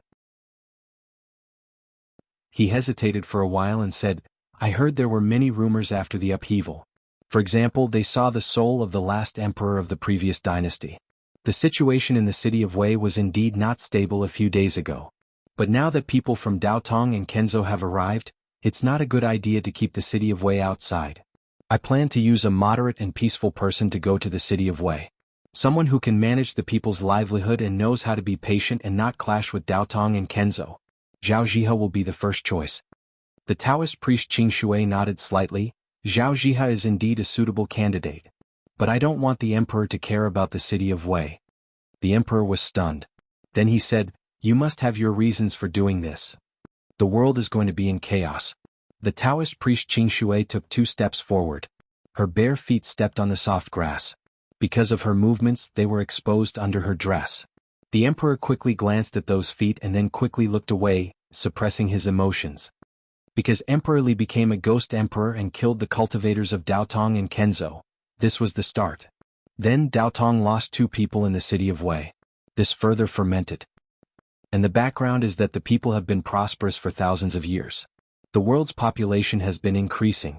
Once there are more people, there will be more demons. So, at this time, whether or not Emperor Li is there, whether or not people die in the city of Wei, there will be a war. This war will affect the entire world. No country will be able to escape. The Taoist priest Qing Shui turned to face the emperor. Emperor, you have often lamented to me that the world is not fair. Daotong and Kenzo are the barriers of the world. Now you should know that this war is a good time to break this barrier.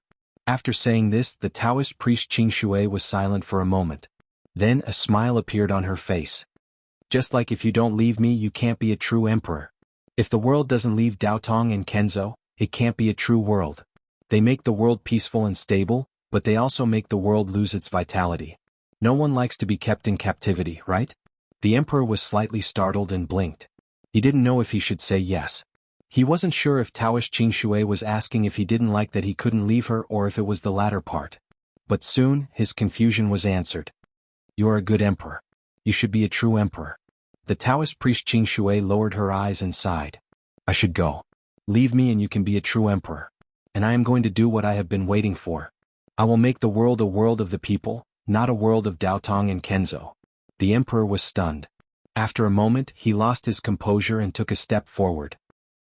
You are leaving? You have to grow up. The Taoist priest Qing Shui looked at him. You should know that there is a man named Li Yunxin in the city of Wei. I want to see how far he can go. Li Yunxin. I know him. But the emperor didn't care about this name. He asked eagerly, when will you come back? This time the Taoist priest Qing Shui was silent for a long time. Then she said, you should hope that you will never see me again. If you see me again, it means that I have failed. How to do things, someone will tell you again. Emperor. The emperor took another step forward and even wanted to reach out to hold her. But he only caught a little light. The moment he took a step forward, the figure of Taoist Qing Shui gradually faded. The emperor heard the last words she left behind. Don't be afraid.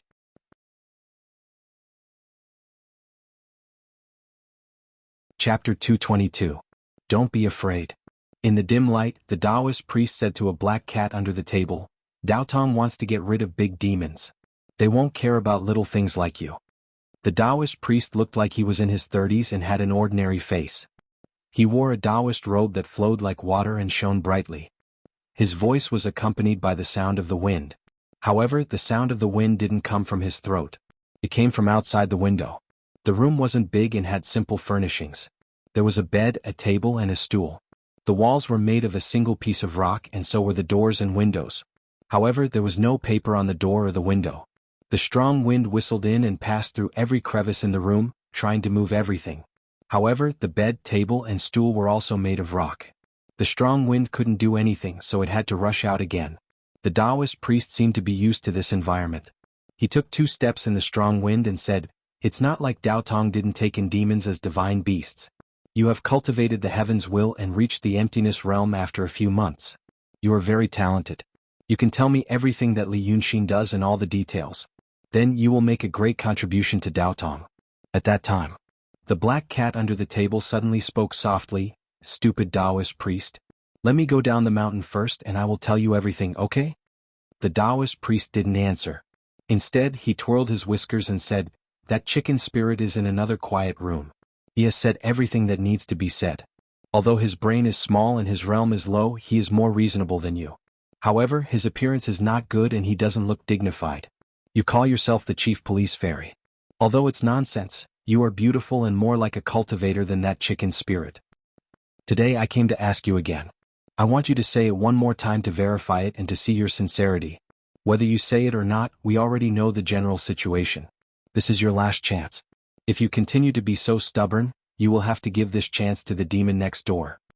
As the Taoist spoke, the black cat lay on the ground with its 2 front paws tucked into its chest and narrowed its golden eyes at him. When he finished, the black cat yawned loudly, its whiskers trembling slightly, and it said, The great king used to tell us that this is called the prisoner's dilemma when he talks to us about the mind. The 2 bad guys were locked up. If neither of them confessed, they might be able to escape punishment. If they told the truth, they might be severely punished. If one person tells and the other doesn't, the one who tells will be exonerated, and the one who doesn't will be heavily punished. Foolish Taoist priest. The way you used it, the Great King is much more brilliant than you. Save it. The black cat closed its eyes again and rested its head on its front paws. After a while he couldn't help but say, "He's so stupid." The Taoist priest stopped talking. Staring at her coldly for a moment, he pushed the door open and walked out. There was no sound when the stone door moved, but the sound of the wind outside the door grew louder in an instant. The door was closed and the sound of the wind died down. The black cat was still quietly lying under the table and had no intention of jumping out of the window or the door. In fact, the door and the window were not papered or locked. Even an adult could easily crawl out of it. The Taoist priest stepped out of the door and stepped into the void. The sea of clouds surged beneath his feet, and the bright moon hung high above his head. Because there was no flat ground outside the room, but it was suspended in the air. A few hundred meters below the Taoist priest was a sea of clouds. It was a sea of clouds formed by condensation of water vapor due to the extreme height and coldness. On some nights, the sea of clouds would disperse and the view below could be seen. The horizon would show an obvious arc and everything would look so small. There were only faint spots of light on the dark land, and the light could only shine for a short while in the darkness. When the night deepened, the whole world would be plunged into complete darkness. The Taoist priest knew that those small spots of light were the largest and most prosperous human cities in the known world. However, compared to the vast land and the deep darkness, the power and existence of the mortals seemed so insignificant. The Taoist priest had never left the mountain, so he couldn't imagine how sad a life was, and how sad a group of people were. From his birth until now, for a total of 46 years, he had always lived on the Cloud Mountain. There were many cultivators like him, born in the Cloud Mountain, cultivated in the Cloud Mountain, and ascended to heaven in the Cloud Mountain. They were interested in the sea of clouds, the sun, and the moon, but they were not interested in anything under the sea of clouds. Only the most ambitious and the least ambitious would leave the mountain and go to the mortal world, either to experience the tribulation, or to enjoy the glory and splendor. However, in the Taoist priest's eyes, the splendor of the mortal world could not compare to a pot of moonlight on the Cloud Mountain. The Cloud Mountain was right behind him. However, he couldn't see the entire Cloud Mountain right now, because the Cloud Mountain was so huge. It was said that it was transformed from a huge fish called Kuan a long time ago. That huge fish used the great void as an ocean and swam around. Later, it got tired and stopped above the sea of clouds in the heavenly sphere, and fell into a deep sleep. The celestials then cast spells on it, turning it into the Cloud Mountain for the cultivators to live in. It was also said that this Kuan might wake up one day. Maybe after billions of years or maybe tomorrow. The Taoist priest liked this saying. This made cultivators like them feel like a sharp sword was hanging in their hearts, and they couldn't slack off. The room that the black cat was in was on the stone wall of the Cloud Mountain, located at the lowest level. The room to the Cloud Mountain was like a grain of sand to a huge whale. The shape of the Cloud Mountain was indeed like a fish. The Taoist priest hadn't seen its entire appearance, but he had read the ancient records. His current position was probably at the tail of the fish, which was where the 36 paradises imprisoned the evildoers. He stood in the void for a while, and then he flew diagonally upwards in the strong wind. Soon, another person flew over from the other side, and the two of them met in the moonlight. The newcomer was a Taoist priest dressed in the same way and he was about the same age. The Taoist priest who interrogated the black cat walked side by side with him. After a moment of silence he said, "Stubborn. In my opinion it's best to kill it." The newcomer shook his head and his voice was intermittent in the wind, but it was very clear. Sect Master Kuan Wuxia said that we can't kill it and we can't punish it. They might have other uses. One is a demon in the emptiness realm, and the other is a demon in the intent realm. If it's the cultivators on the Cloud Mountain, they are not allowed to leave the paradises. The Taoist priest said disdainfully, "What use can they have? Could it be that they can be used in the future?" "It's exactly what you think." The newcomer nodded. Sect Master said that we should keep these two demons alive. In case that Li Yunxin can't be controlled in the lower realm, these two demons can be used to hold him hostage. When the Taoist priest heard this, his eyes widened in disbelief. Can't be controlled. A demon transformed from a Taoist priest who has just reached the true realm? How can it be, can't be controlled? Sect Master always has his reasons. Let's do as he says. The newcomer's tone was also somewhat helpless. The two of them went straight up in the moonlight. Compared to the entire Cloud Mountain, they were like 2 grains of dust next to a huge whale.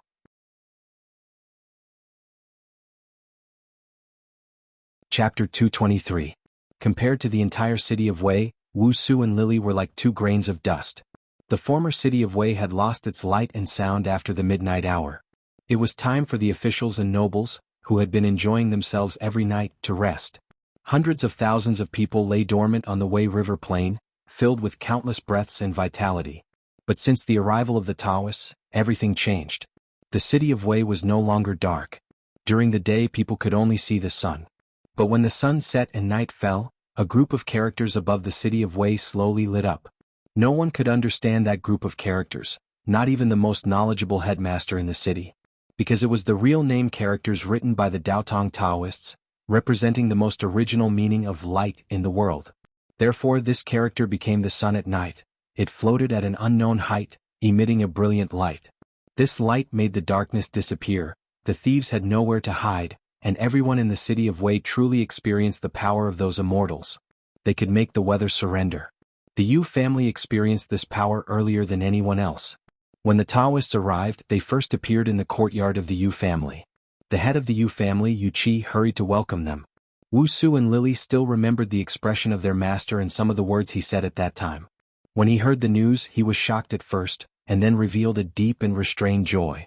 Master, you knew that the Yu family was the most powerful family in the city of Wei, the Yu family had the most connections, and the Yu family had the most information. Therefore he knew that the Daotong Taoists needed them to do something that the high and mighty immortals were not suitable to do. This meant that he would eventually become the actual ruler of the city of Wei, no, the actual and nominal ruler.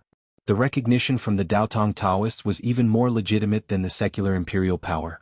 Wuxia and Lily also remembered that it was evening when Yu Qi left. The sun had not set, and there was a brilliant sunset glow on the horizon. This meant that the next day would be a sunny day. In the background, someone was writing the characters that would illuminate the entire city of Wei. That person was a small black dot in the warm sky, and the sky was like a wide wall. Yu Qi solemnly strode out. He was so anxious that he forgot to ask his son, Yu Meng, to entertain the guests with him. This negligence saved Yu Meng's life. He saw the 36 Taoist priests on the rockery outside the courtyard. They stood talking to each other as if they were in their own garden.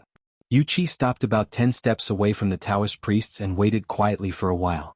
However, after a quarter of an hour, no one greeted him. It was as if he did not exist.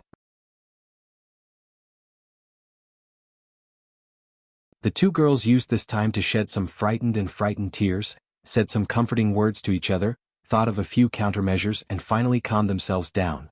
The Yu house was huge.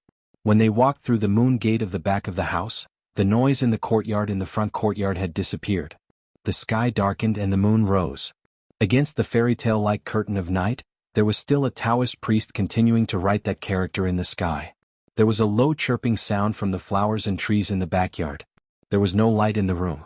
Ever since the god that he possessed disappeared, Yu Meng loved to sleep. He would take a long nap at the quietest time of the afternoon and wake up only when the moon rose. He would drink some cold porridge, sit in a daze for a while, and then recover his energy. Wuxia and Lily entered the door. Wuxia pursed her lips and walked to the small stove in the wing room. Lily went straight to Yu Meng's bedroom. She gently pushed the door open and peeked through the crack in the moonlight. Yu Meng was still sound asleep, snoring softly. But the sound was intermittent. Based on past experience, she knew that he was about to wake up. So she closed the door and quietly left the room. When Lily brought the 2 bags to the wing room, Wuxia had already started a fire under the stove and poured the lotus seed porridge that the 2 girls were supposed to eat at noon into the pot. She added water and began to boil the porridge. They didn't speak. Wuxia took the package from Lily and took off the skimpy underwear he was wearing. He changed into the thick and sturdy dark-colored underwear in the package. Then she removed all the accessories from her hair bun and put them into the bag, tying her hair into a ponytail. Then she carried a small sword out of the door and leaped onto a tree by the wall of the courtyard. She hid her body in the dense canopy and looked down at everything around her. Lily helped her boil the porridge and scooped it out. When the porridge was slightly cold, she took out a paper bag and poured all the white powder into it. After thinking for a while, she added another bag. Then she used silver chopsticks to mix it evenly, tasted a little, and silently frowned. The powder was said to be colorless and tasteless, but there was always a bad smell if you put too much of it, and it had some lumps. She sighed, soaked the bowl of porridge in the cold water from the well, and fanned it. After another quarter of an hour, she heard the sound of someone turning over in the room and 3 short cries of birds coming from the tree. Lily carried the moist porridge bowl into the inner room. Yu Meng woke up and stared blankly at the top of the bed. When he heard Lily open the door and enter, he said in a lazy and deep voice, "Don't light the lamp, it's dazzling." Lily didn't light the lamp. She carried the bowl to Yu Meng's side and sat on a low stool. She scooped a spoonful of porridge and blew on it, softly saying, "Eat some porridge and wake up. It's time to eat." Yu Meng muttered a few words and said he didn't want to eat dinner. Then he arched his body and moved his head to the side of the bed to rest on Lily's lap and opened his mouth. Lily smiled and fed him a mouthful. Yu Meng ate and smacked his lips. "Bitter?" Lily still smiled and snorted, "You're hot and your mouth is bitter, but it's not the porridge that's bitter. Wuxia and I stayed up all afternoon in the smoky courtyard for you, but you said it's bitter. Our good intentions were wasted. Since it's bitter, then don't eat it, pour it, spill it, it's fine." After saying that, she made to leave. Yu Meng hurriedly wrapped his arms around her waist and begged, "Okay, Lily isn't angry. That's because I'm hot and my mouth is bitter. Feed me more, I'll eat it all." Lily's anger hadn't dissipated. She only stuffed the small porridge bowl into his hand and stood up with her hands on her hips. "Eat it yourself. If you eat it all, I'll be angry again." Yu Meng hurriedly sat up straight and didn't say anything. He raised his head and poured the porridge into his throat, then looked at Lily and smiled. "You see, He only said 3 words before he fell back onto the bed with a plop. 3 hurried bird cries came from outside the window. Lily ran out of the room and went to the wing room to change into the short clothes in the bag. Then she found a wheelbarrow from the back of the room. After a quarter of an hour, Yu Meng was moved onto the wheelbarrow and covered with a straw mat. At this time, more than an hour had passed since Yu Meng was killed by the Daotong Taoist with one finger.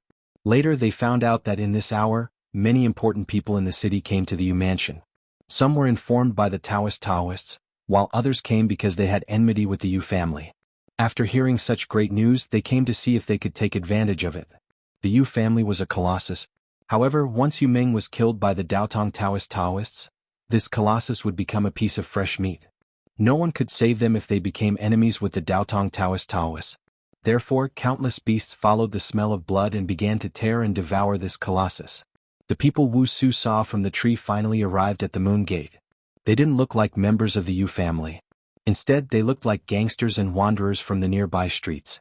They held sticks and even 2 short knives in their hands. They aggressively barged in, thinking that there should be a lot of treasures in the Yu family's house. One of them had just stepped into the Moon Gate when a bolt of lightning shot out from the shadow beside him. The lightning hit the person's throat. He didn't make a sound. He covered his throat and fell down with his eyes wide open. The sudden turn of events stunned the dozen people behind him. Then they saw a girl dressed in short clothes and holding a short sword walk out from behind the door. She looked at them coldly and said, "Us sisters came first. You have to pay attention to the rule of first come, first served.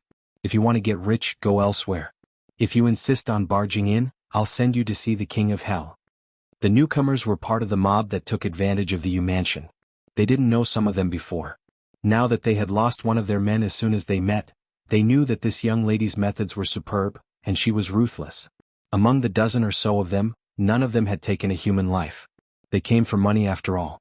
They wanted to retreat when they saw a tough bone. After saying a few harsh words, they planned to leave. But just as they finished speaking, they heard a muffled groan from behind them. They hurriedly turned around like startled rabbits. They discovered that a girl dressed in the same clothes stood behind them. The small sword in her hand was still dripping with blood. The ground was also covered with their people. "I've changed my mind." This girl, who was actually Lily, stared at them and said, "Since you're here, don't leave. There's a lot of treasures in this courtyard. I can't move them all. You guys come and help move them. Send us sisters out of the Yu mansion. All the treasures you picked up will belong to you, and your lives will also belong to you. But if your claws aren't clean while you're walking, I'll immediately seal your throat. Now get in the door." After a quarter of an hour, the dozen or so hooligans obediently escorted the 2 ruthless girls through the huge Yu mansion and out the back door. At that time, the mansion was already in chaos. People from all walks of life came in, and there was no government to control them. Normally, the Yu mansion had private guards, but it was Daotong who killed people. It was like the emperor of the capital passing down the order to execute the whole family. As long as one had a family, who would dare to be a loyal servant at this critical juncture? They met a few groups of people, some of whom were already in a killing frenzy. However, there were also a dozen or so people escorting the small wheelbarrows and carrying bags of various sizes. Looking at their appearances, They were indeed people who mingled in the marketplace. Therefore, after giving each other a few fierce glances, they parted ways. They walked out for a long time. The sky suddenly brightened.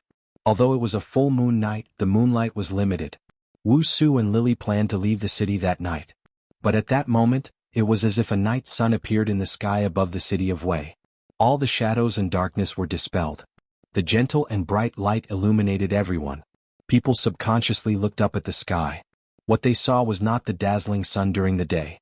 Instead, it was a mysterious character that emitted gentle light.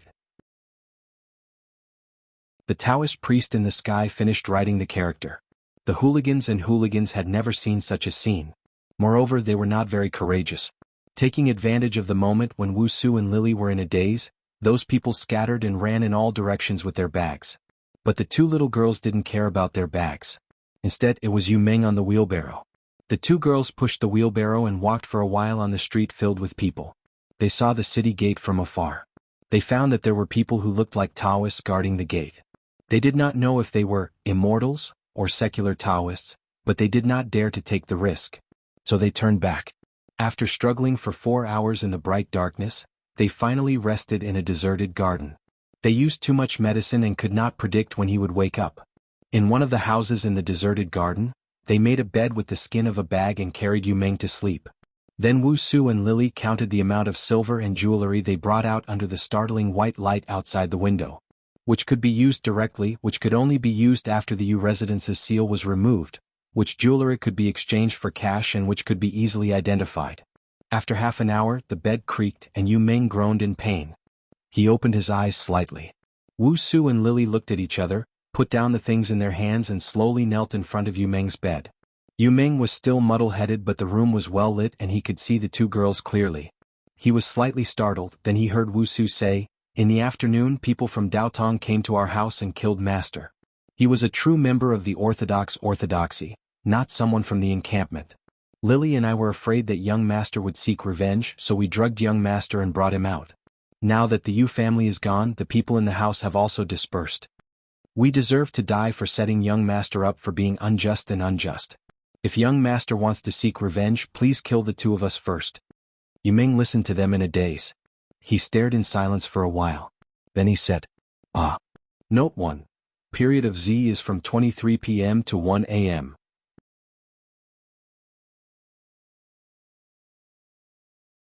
Chapter 224. Yu Meng remained in the same position after the subconscious and fell into a long daze. After a quarter of an hour, he asked in an indecipherable tone, "Did you bring my sword?" Lily took out his sword from under the straw mat of the wheelbarrow. The gorgeous gemstones on the scabbard and hilt shone brightly under the light of the talismans. She walked into the house and handed the sword to Yu Meng, then knelt down again. Yu Meng held his sword in silence for a while, then said, "I don't blame you. Leave me alone for a while." Wuxia and Lily looked at each other, then left quietly. But before closing the door, Wuxia poked his head in again, lowered his eyes and said, "Young Master, before the Taoist killed Master, he said he was working for Li Yunxin and was an accomplice of the demon. We suffered a calamity because of him." Yu Meng looked at Wuxia with dull eyes and said in a low voice, "I can't blame him." So Wuxia left. They sighed softly to each other. Then, carrying the small sword that was still stained with blood, he walked around the deserted garden. They couldn't remember whose family this garden belonged to. It was located in a remote area of the city of Wei, next to a section of the city wall. It had been abandoned for a long time, covered with green weeds and trees. The two girls had been worried and tormented for a long time tonight, but they didn't feel sleepy at all. Their minds were numb and they could only think in one way. They patrolled the garden under the sunlight, guarding against the ruffians and wanderers who might sneak in. Beside them was the rustling sound of the grass and trees swaying in the wind, and there seemed to be people shouting in the distance. Wuxia and Lily walked around the garden and returned to Yu Meng's house. They found that the young master hadn't come out yet, and they felt like two pieces of fallen leaves. The night passed with the sound of roosters crowing. In the morning there was still no one chasing after them. Wuxia changed her clothes and went to the street from the hidden back door of the garden. She found that the street wasn't so chaotic anymore. There were people patrolling the street. The people patrolling the street were not government officials, and she even recognized one of their faces. Thus, she realized that the other aristocratic families in the city had banded together to maintain order. His master had wondered whether he would become the rightful ruler of the city of Wei, but now it seemed that the answer was no. It was the hounds and sharks that controlled the city of Wei. She walked for a long time before she found a noodle shop. After buying some breakfast, he frowned. He didn't know if his young master could eat this kind of thing. However, he wasn't in a hurry to return. Instead, he wanted to gather some information. He found out that Wuxia wasn't the only one who died last night, and the Yu family wasn't the only one who was destroyed. Almost all those who had supported the dragon cult or helped the dragon cult in the past were killed. The Taoist priests didn't care what kind of difficulties those people had. For example, Wuxia believed that Dao Tong was the backer of the dragon cult, and the heads of the other aristocratic families might have been threatened by the Yu family. They killed those who had helped the dragon cult, eliminating only the main culprit. But just like the Yu family, if the Taoist priests killed one person, the hounds and sharks would kill many people. Wuxia did not know if the Taoist priests understood this point. The Taoist priests weren't interested in her young master. But there would be many other people who would be interested. For the first time in more than 10 years, Wuxia felt that the city had become frightening and strange, like a ferocious beast. And she herself was like a speck of dust. The morning sun rose, drowning out the light emitted by the talisman hanging above the city of Wei. This made Wuxia feel a little more at ease. She left and returned to the abandoned garden before the street became crowded. She saw Lily sitting on a stool outside the house with a small sword in her arms. She stared blankly ahead because she was too sleepy. A spider spun a small web between her ponytail and the wall. There were tiny dewdrops on the spider's silk. Wuxia walked over, brushed away the spider web on her head, and stuffed 2 warm sugar cakes into her hands. She asked, "Where's the young master?" "He's sitting still," Lily said. She stared at the sugar cake for a while before realizing what it was. She brought it to her mouth and took a bite. But obviously she couldn't taste it, so she swallowed it as food. Wuxia stretched out her hand and gently touched her sister's face. She pushed the door open and walked in. Yu Meng looked up at her, then lowered his gaze. The young master of the Yu family hugged the gorgeous long sword in his arms, as if he was hugging a walking stick or a tree that he could lean on. His eyes were big, and at this moment they were even bigger. It was as if he was angry with something invisible, or as if he was practicing some strange martial arts. He stared at his hand as if there was a big secret hidden there. Wuxia called him, but he didn't respond. The girl gently placed the cake wrapped in oil paper on the wooden table beside his bed. She walked to his side and slowly sat down. Yu Meng didn't object, nor did he move. The two of them sat in silence for a while. Wuxia slowly leaned her head on Yu Meng's shoulder, narrowed her eyes and said, "Young master, we're all very sleepy." Yu Meng still didn't respond. Wuxia leaned on nothing, she leaned on Yu Meng. Yu Meng fell down with his head up, his eyes still open. The girl was so scared that she almost screamed. She immediately reached out to feel his breath, only to find that his breathing was even and stable. She was stunned for a while, then she remembered something. Her young master Yu Meng learned from water-dispelling sword Lu Gongjiao. Wuxia and Lily also practiced martial arts, but they knew they weren't as good as their young master. And how good was their young master? They actually didn't know. But they knew about the legend of their young master's teacher, Lu Gongjiao. It was said that when he practiced water-dispelling sword to a very high level, he could reach the stage where he and his sword became one. There was a mysterious saying that Lu Gongjiao usually hugged his sword to sleep, and his soul would reside in the sword. If his family or friends came while he was sleeping, the sword wouldn't respond. If an evil person with bad intentions came, the soul residing in the sword would immediately sense it and fly up to kill. In the past, it was just a rumor. No one dared to test a hero like Lu Gongjiao. But now that Wuxia saw her young master, she was stunned, subconsciously covering her mouth, and didn't speak for a long time. Until she heard the sound of the door opening, Lily poked half her head in, her face green with worry and sleepiness. She widened her eyes and gestured to Wuxia. Wuxia hurriedly carried his sword and walked out, closing the door. "Look." Lily immediately pointed to a place about 10 steps away from the door. Wuxia looked over and her expression changed. The road leading to the door was originally paved with green flagstones, but now weeds grew in the cracks of the flagstones. But at least it wasn't as lush as the grass on both sides, and she could see the ground. She saw a small bundle lying on the flagstone. The white flower on a blue background had already been untied. I was leaning against it and accidentally closed my eyes for a while. Lily said, "In a flash I opened my eyes and it was there. I opened it and there were 15 taels of silver, 2 bottles of medicine for injuries, 8 plasters and this." She opened her hand and in her palm was a small piece of paper, half the size of a palm. Some words were written crookedly on the paper.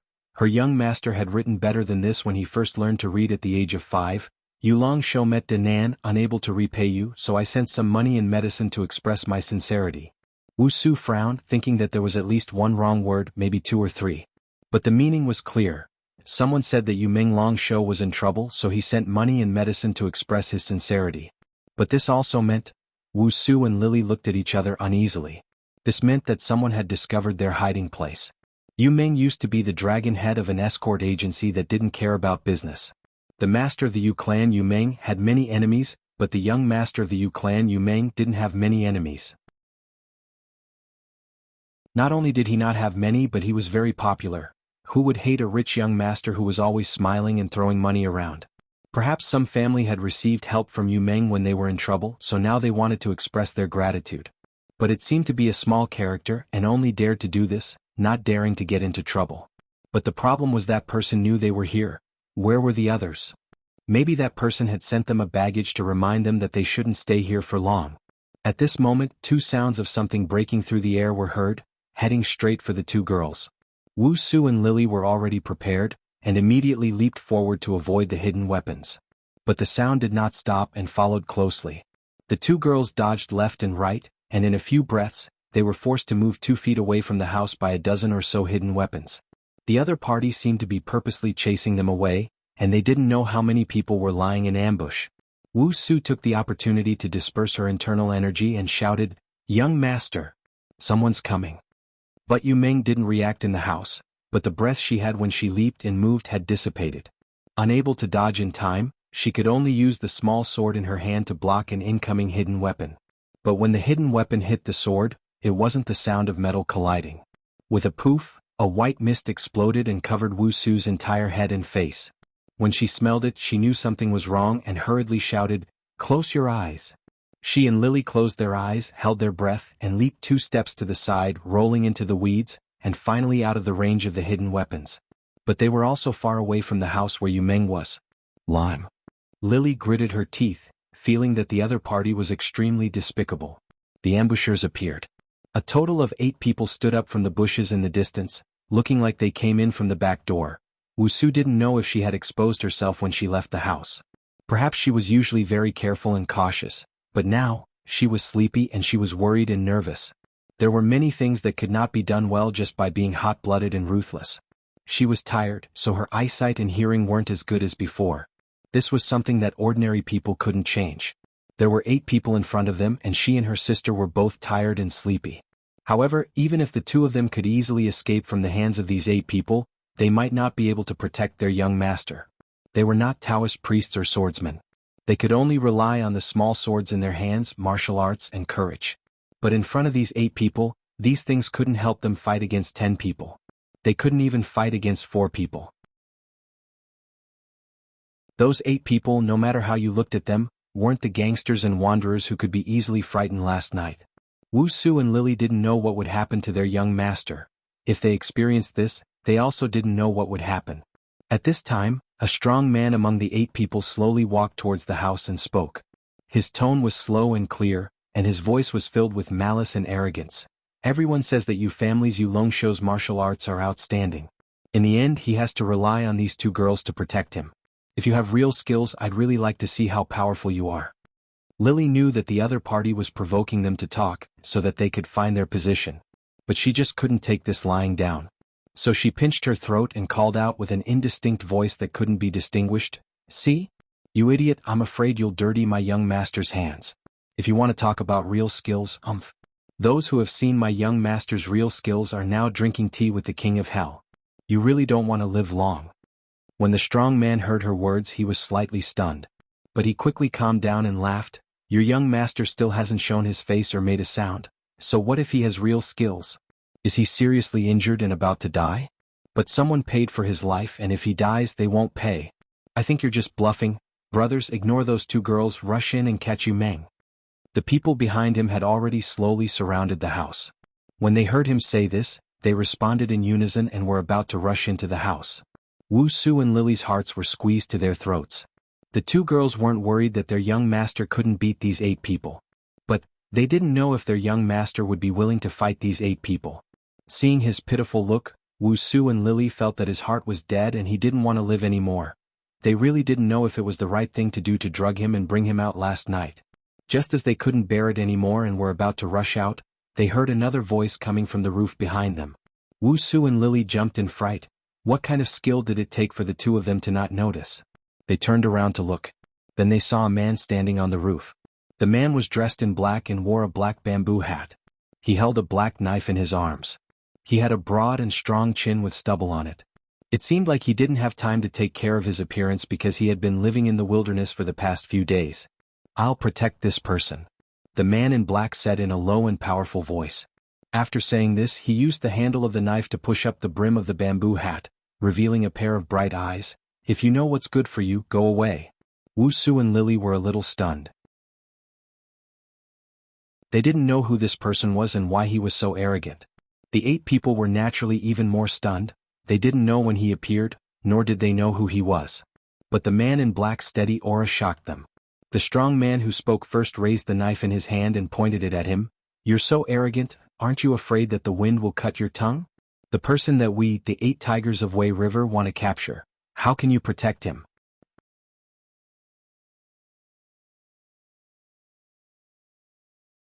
Chapter 225. But the man in black did not pay attention to them. Instead, he looked down at the 2 girls in the bushes and slightly raised his chin. "I heard that your family was killed because you helped Li Yunxin. Is that true?" Wuxia and Lily looked at each other and were slightly stunned. But they only spent a little time thinking about how to answer this question. Wuxia pulled Lily up slowly. "My family did many things for the dragon cult.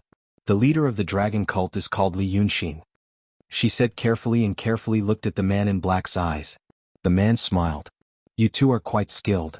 The man in black said casually, "Are you under Madame Nye?" Wuxia and Lily looked at each other in surprise again. They suddenly felt strength in their hearts but also lost it. "Yes. I fought with her a few times. Except that she doesn't like to talk, she's good everywhere." The man in black ignored Wuxia and Lily and walked 4 steps forward on the roof. He stood at one end of the house and said to the strong man, "You bastards always like to use such names. What 8 tigers of Wei River, 6 ghosts of the river. Sounds scary, but what are they?" He shouted at them sternly, "I'm not in a good mood today and don't want to kill anyone. Get out now." The name 8 tigers of Wei River sounded like small fries to a master. However, to the common people of the secular world he was notorious. At least in the city of Wei, everyone knew that these 8 were highly skilled in martial arts and could be ruthless enough to kill. Such people roamed the martial world and heard the man in black's tone. Although they were not convinced, they knew that the man in black had a powerful background. But, thinking of Yu Meng who was worth 1,000 taels of silver, they were not afraid. Thus he wasn't that afraid anymore. The strong man snorted, "You do know about the 6 ghosts of the river. Do you know that the 6 ghosts of the river are the teachers of the 8 tigers of Wei River? In the past we might have given you face. But today, even if you tell us your name we won't buy it. If you want to protect us, let's see who's the real deal." The black-clothed man suddenly laughed and said something that made people scratch their heads in confusion. "What a good, see the real deal. These days I've met some weird people and suffered some vexation. Now even trash like you dare to look down on me. But since I've killed the 6 ghosts in the river out of the Wei River, it's not good for me to kill the 8 tigers of the Wei River. I don't want my friends to say that I'm not benevolent enough. Since you dare to ask me to show my true abilities, then leave the guy who makes a living here." After he finished speaking, the strong man's expression changed. The more he listened, the more he felt that something was wrong. The more he listened, the more frightened he became. By the time he realized that something was wrong, he had already seen the black-clothed man leap up from the roof, a black saber blotting out the sky as it slashed towards him, and, in the air he forced out a blade ray. The blade's gleam caused the brawny man's courage to explode. He dropped the dagger in his hand and turned around to flee. He shouted in horror, "Motherf asterisk her, it's black blading Jurin." Although he ran fast, he was not as fast as the blade's gleam. As soon as the brawny man's voice fell, the next moment, blood shot up into the sky from his side. When Ingju Ran said that he was going to take his food, he was going to take his arm. The 6 ghosts in the river were good at using swords. They taught the 8 tigers of the Wei River a set of third-rate saber techniques, but the 8 tigers practiced it to a fourth-rate one. But from now on he probably could not even use a fourth-rate saber technique anymore. With a muffled groan, he fell straight down in the wild grass. However, his 7 brothers were also loyal to their friends. They stopped running but turned around and looked at Ingjuren with their sabers in hand. It seemed that they would live and die together. The brawny man whose arm was cut off tried his best not to faint. He covered the wound on his right shoulder with his big hand. He stared at Ingjuren with his eyes wide open and blue veins popping on his forehead. Ingjuren walked in front of them and smiled coldly. You have some loyalty. But when I said I want you to make a living, I only want you to make a living. Go back and tell the mastermind behind this. I don't care about the affairs of cultivators. The affairs of the Jianghu people. In this river my words still carry weight. Yu Meng is under my protection. If there are any brothers in the Jianghu who don't understand, feel free to ask my black saber. The brawny man was in so much pain that he could not speak. He was relying on his survival instinct to hold on. His 7 brothers did not dare to speak. They were afraid that if they said something wrong, they would end up like him. Li Yunxin might feel surprised at this scene, but Lu Laodao might feel that it was only natural. Because in the eyes of cultivators, no matter how strong a secular martial artist was, they could be solved with a talisman. But in the eyes of a secular person like Lu Laodao, and the eyes of the 8 tigers of the Wei River, the difference was too big. For example, people would not bother to distinguish the species and ranks of ants by the roadside. But among the people of the Jianghu, a second-rate expert like the Black Blade Ingjuren was already a terrifyingly powerful force. He could force out the gleam of the saber.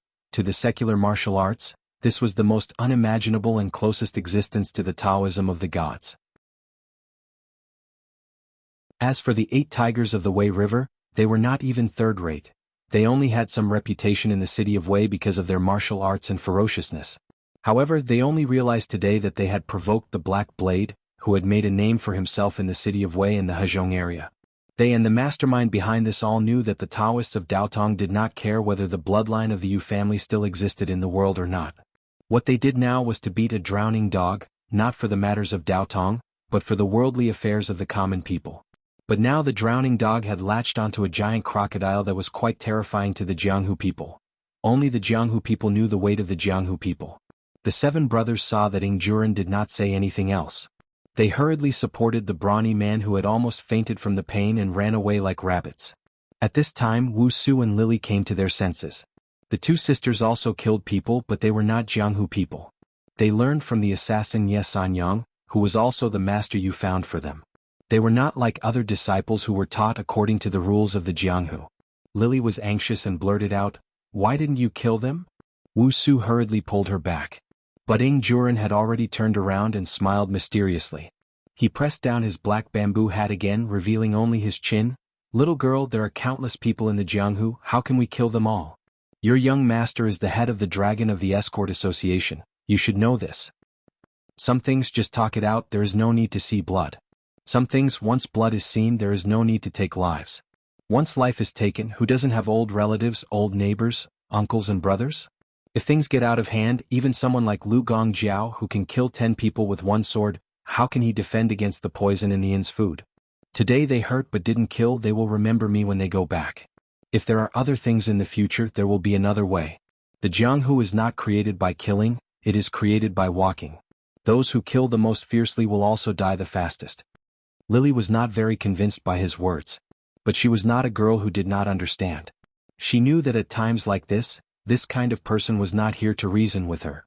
So she stopped and pursed her lips. Then, "I still have to thank you." Ingjuren smiled. Just as he was about to speak, he heard the door open.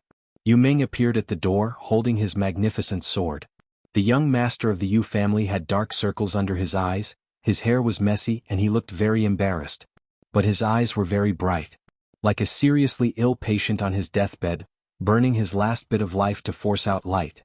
He looked at Wu Su and Lily, then looked at Ingjuren.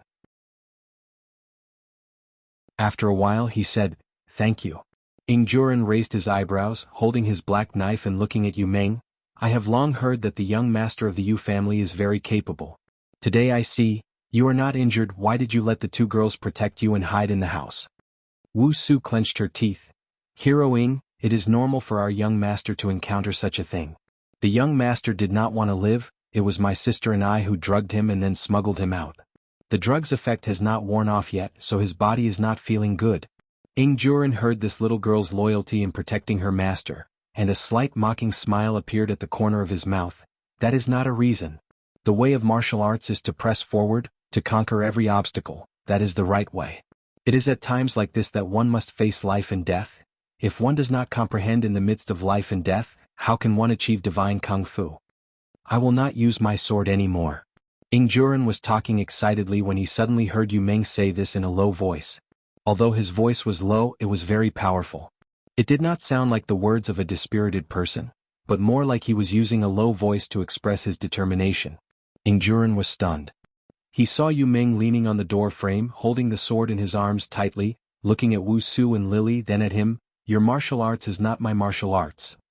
From today until the day I die, I will only prepare for one sword. If that sword cannot kill the enemy, then kill me. The three of them were stunned. Wuxia and Lily looked at each other, not knowing what to say. Ing Juren thought for a while, using the knife hilt to push up the bamboo hat. He looked at Yu Meng seriously, hiding the sword. I heard that swordsmen used this method in ancient times. But it either hides the person until he is crippled, or hides the person until he is dead. But these things are only secular martial arts. Ing Juren sighed. Since Dragon Head is so determined to take revenge, why doesn't he learn Taoist arts? No matter how good his martial arts are, it cannot be compared to Taoist arts and sword techniques. I heard that when Dragon Head was young, something strange happened to him. Taoist arts and sword techniques are useless to me. Yu Meng looked at Ing Juren and said, I can't cultivate them either. Who are you? Ing Juren frowned. He did not understand what Yu Meng meant by, Taoist arts and sword techniques are useless to me. Did he mean that he could not cultivate them, or was it like that night? That night in the alley, he and Meng Ao saw Li Yunxin's 4 demons killing 2 Taoist priests. He seemed to have heard something similar, something about not being restricted. He did not really understand. Even after listening to Yu Meng's words, he still did not understand. But Yu Meng obviously did not want to continue talking about his privacy, and asked who he was. Ing Juren did not ask further. He smiled slightly. Dragon Head, you should have heard of my name. I am Black Knife Ing Juren. I live in the river area. I am a Jianghu person. That's not what I'm asking. Yu Meng's tone was slow, just like how he usually spoke. Usually it was slow because of laziness, but now it was slow because of heaviness. I am Yu Meng, the Dragon Head of the Daqing State Escort Association, but I also helped the demon Li Yunxin and offended the Daotong people. Who are you? Ing Juren understood. He thought for a while. His face showed a complicated expression. That's why I saved you. I have met Li Yunxin twice. Those 2 times. He paused again, thinking for a while, but still did not know how to say it. He is indeed a demon. If he was not a demon, why did he only meet him twice, which were not peaceful and friendly? Did he really bring the first batch of people from the Black Stockade village to the city of Wei? But he promised me something, and now I want to find him. Ing Juren subconsciously licked his dry lips. But he disappeared again, and I don't know where he went. There are many rumors in the city, but none of them are true. Then I found out about your family. Since your family helped him create such a big scene in the city, you should know where he is. Ing Juren frowned. As if the sun shone through the bamboo hat into his eyes, he had no choice but to do this. I need an explanation. My people are still waiting. Yu Meng took a deep breath, looked at Wuxia and Lily. Go and sleep for a while. I have something to discuss with Brother Black Knife. Yu Meng rarely spoke in such a formal tone. The sisters thought that perhaps their young master had gone through a big change and changed his personality. They did not know if this change was good or bad, but they really needed to rest. After so many things had happened, they needed a good rest to continue taking care of their young master. So Wuxia looked at Yu Meng. Young master, don't. I'll wait for you to wake up. Yu Meng said, we'll settle the score when you wake up. Why did you put so much medicine? This dragon head's head is still hurting. Wuxia and Lily finally felt like crying. But they hurriedly bit their lips to hold it in, and quickly walked into the house. Heroing this way, please. The door was closed, and Yu Meng led Ing Juren to a faraway place. He hugged his sword, his forehead dripping with sweat because of the heat.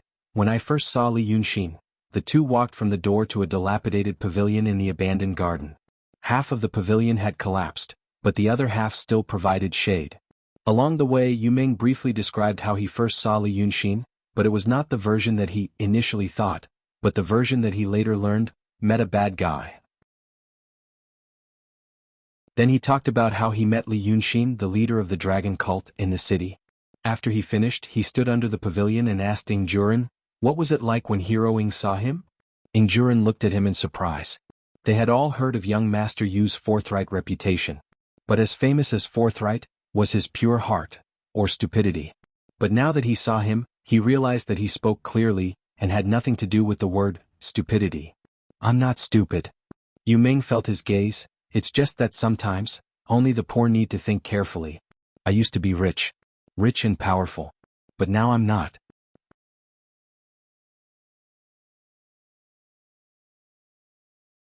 Chapter 226. Ing Juren raised his eyebrows and shrugged. He didn't know if he agreed or disagreed with what he said.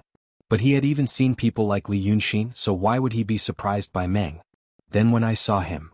Ing Juren thought for a while and said, that night I was going to do something big, but he saw me. He helped me out and taught a few people a lesson. Then he told me that I should move the people in my castle to City of Wei. Does Dragon Head you know about Chuyin Mountain? Yu Ming thought for a while and said, there is an escort route in Liangzhou. I heard that there are bandits on the mountain, but they are not bandits. That's reasonable, they didn't do anything bad. Chuyin Mountain is 300 miles away from City of Wei. The bandits on the mountain that Dragon Head you heard about are from the Black Stockade Fort. I am the master of the fort. But not many people know about this.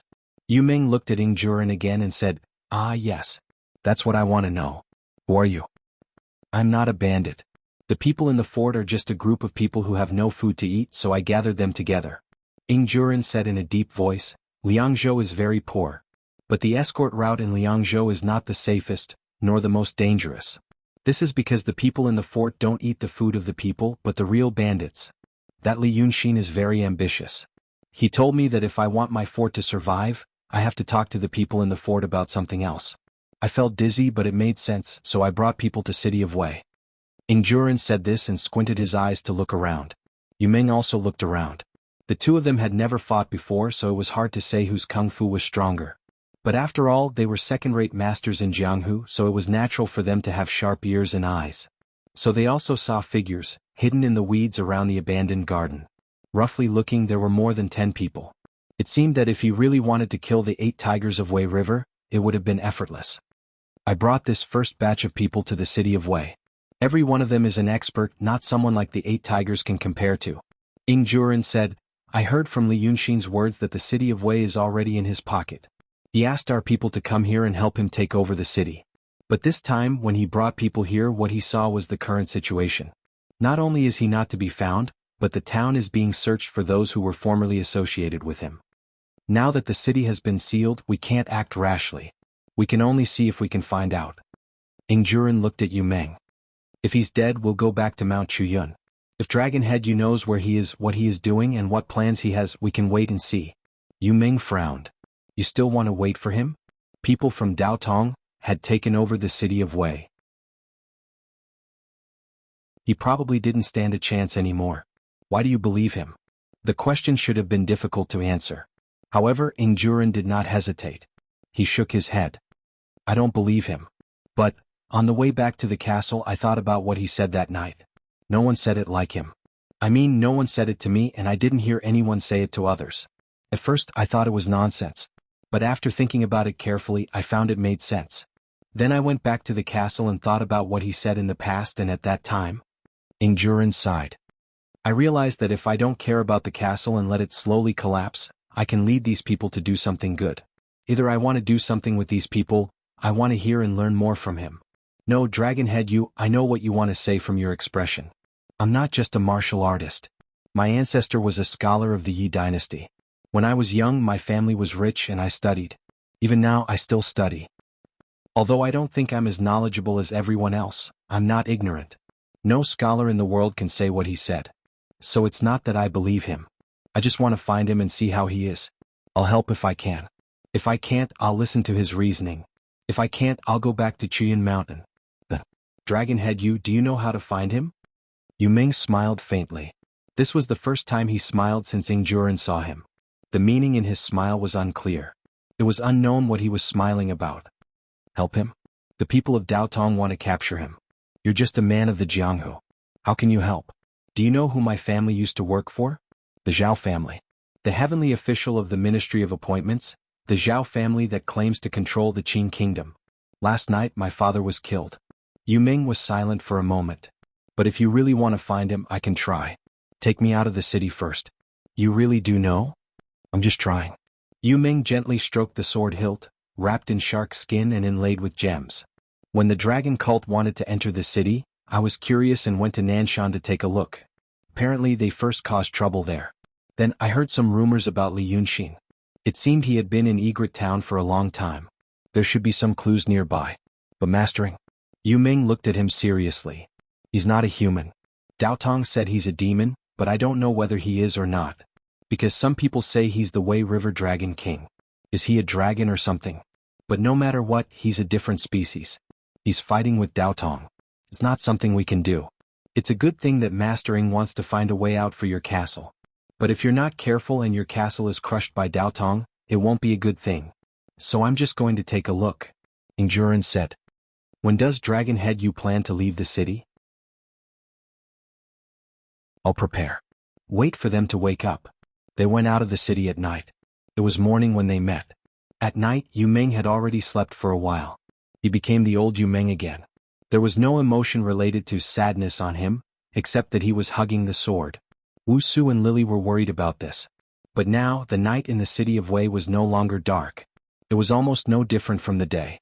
The only difference was that people needed to sleep. Although many people couldn't sleep because of the light and what happened that day, there were fewer people on the streets. The city of Wei was bustling. The houses were built under the city wall. The government ordered that no buildings were to be built within 5 feet of the city wall. But the order was solved by bribery. Anyway, the city of Wei was in the hinterland. If one day the army came to the city, there was no need to defend the city. No one was willing to massacre the entire city like they did a few hundred years ago. So the houses could cover their tracks. They didn't have to deal with well-trained soldiers, but with people who wanted to take revenge on the Yu family. In the morning, Ingjuren taught a lesson to the 8 tigers of Wei River. He said that Yu Ming was under his protection. When they were ready to leave the city at night, these words were effective. Black Knife swaggered on a black horse. Behind him were dozens of good men he brought from the Black Stockade Fort. Yu Ming, Wuxia and Lily were protected in the middle. It was hard not to attract attention when such a group of people walked on the street. But it was also a test. If the Taoist priests of Dao Tong wanted Yu Ming, they wouldn't be able to leave. If the Taoist priests were not interested in Yu Ming, they could safely walk to the city wall of Wei. But after walking for an hour, no one came to stop them. They met a few groups of people on the way. They stared at them expressionlessly at the entrance of the alley. They didn't say anything and didn't do anything. Or they looked at Ingjuren and nodded at him. They were familiar with each other and told him, I won't interfere with your business. Some people were tempted. But when they saw the dozens of people behind Black Knife, they shrank back. Ingjuren ordered people to remember them. It seemed that his reputation was still useful.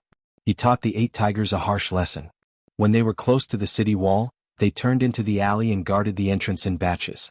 Finally, after a few turns, they used the rope ladder they left on the wall to get out of the city.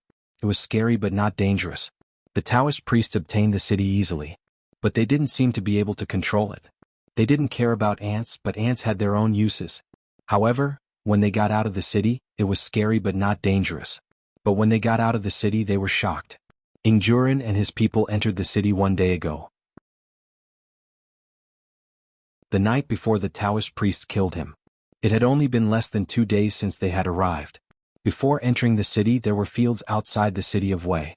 But now they climbed over the wall and got out of the city. They found the fields were gone. In just one day, without any sound, the fields turned into large pieces of flat stone land. The stone land was terrifyingly smooth. The ground in the courtyard of the Yu family was also made of stone. It was inlaid with large pieces of marble. It was so shiny that one could see one's reflection. People had once clicked their tongues in wonder. But it couldn't be compared with this kind of stone land. An area of dozens of acres was just one piece. It was like a mirror that reflected the talisman characters and clouds on the top of the sky. There were hundreds of such mirrors. It seemed that the whole city of Wei was surrounded. And what were the Taoist priests writing on the stone mirrors? Ingjuren and Yu Ming didn't know. But if Li Yunxin was here, he would know that they were setting up arrays. He could set up painting arrays and the Taoist priests could set up book arrays. Although they couldn't be compared with his arrays in terms of scale and style, there were more of them. The 36 Taoist priests in the city of Wei were all advanced Taoist priests. Many Taoist priests of Will's realm and Emptiness realm were doing this manual labor outside the city. But no one seemed to notice them. In fact, the place where they got out of the city was next to a stone mirror. When the first person landed, a young Taoist priest who was writing talisman characters on the mirror turned around and faced the first person. They were only a dozen steps away. But the Taoist priest seemed to see a hare coming out of the grass, or a bird falling from the sky. He glanced at them, turned around, lowered his head and continued his work. A few people in the distance noticed them, but they reacted the same way. Ingjuren didn't know whether he should feel lucky or angry because of being looked down upon. After a quarter of an hour, they walked out of the stone mirrors carefully. They felt their clothes were soaked in sweat. Ingjuren found a familiar face. You're tuning in to the Han Li's Wuxia Adventures YouTube channel. We're so grateful for your support, and don't forget to subscribe to join us on this incredible journey through captivating stories. Your generosity through donations truly makes a world of difference, as it's the primary source of revenue that allows me to expand and enhance this channel for you. Thank you from the bottom of my heart for being a part of this adventure.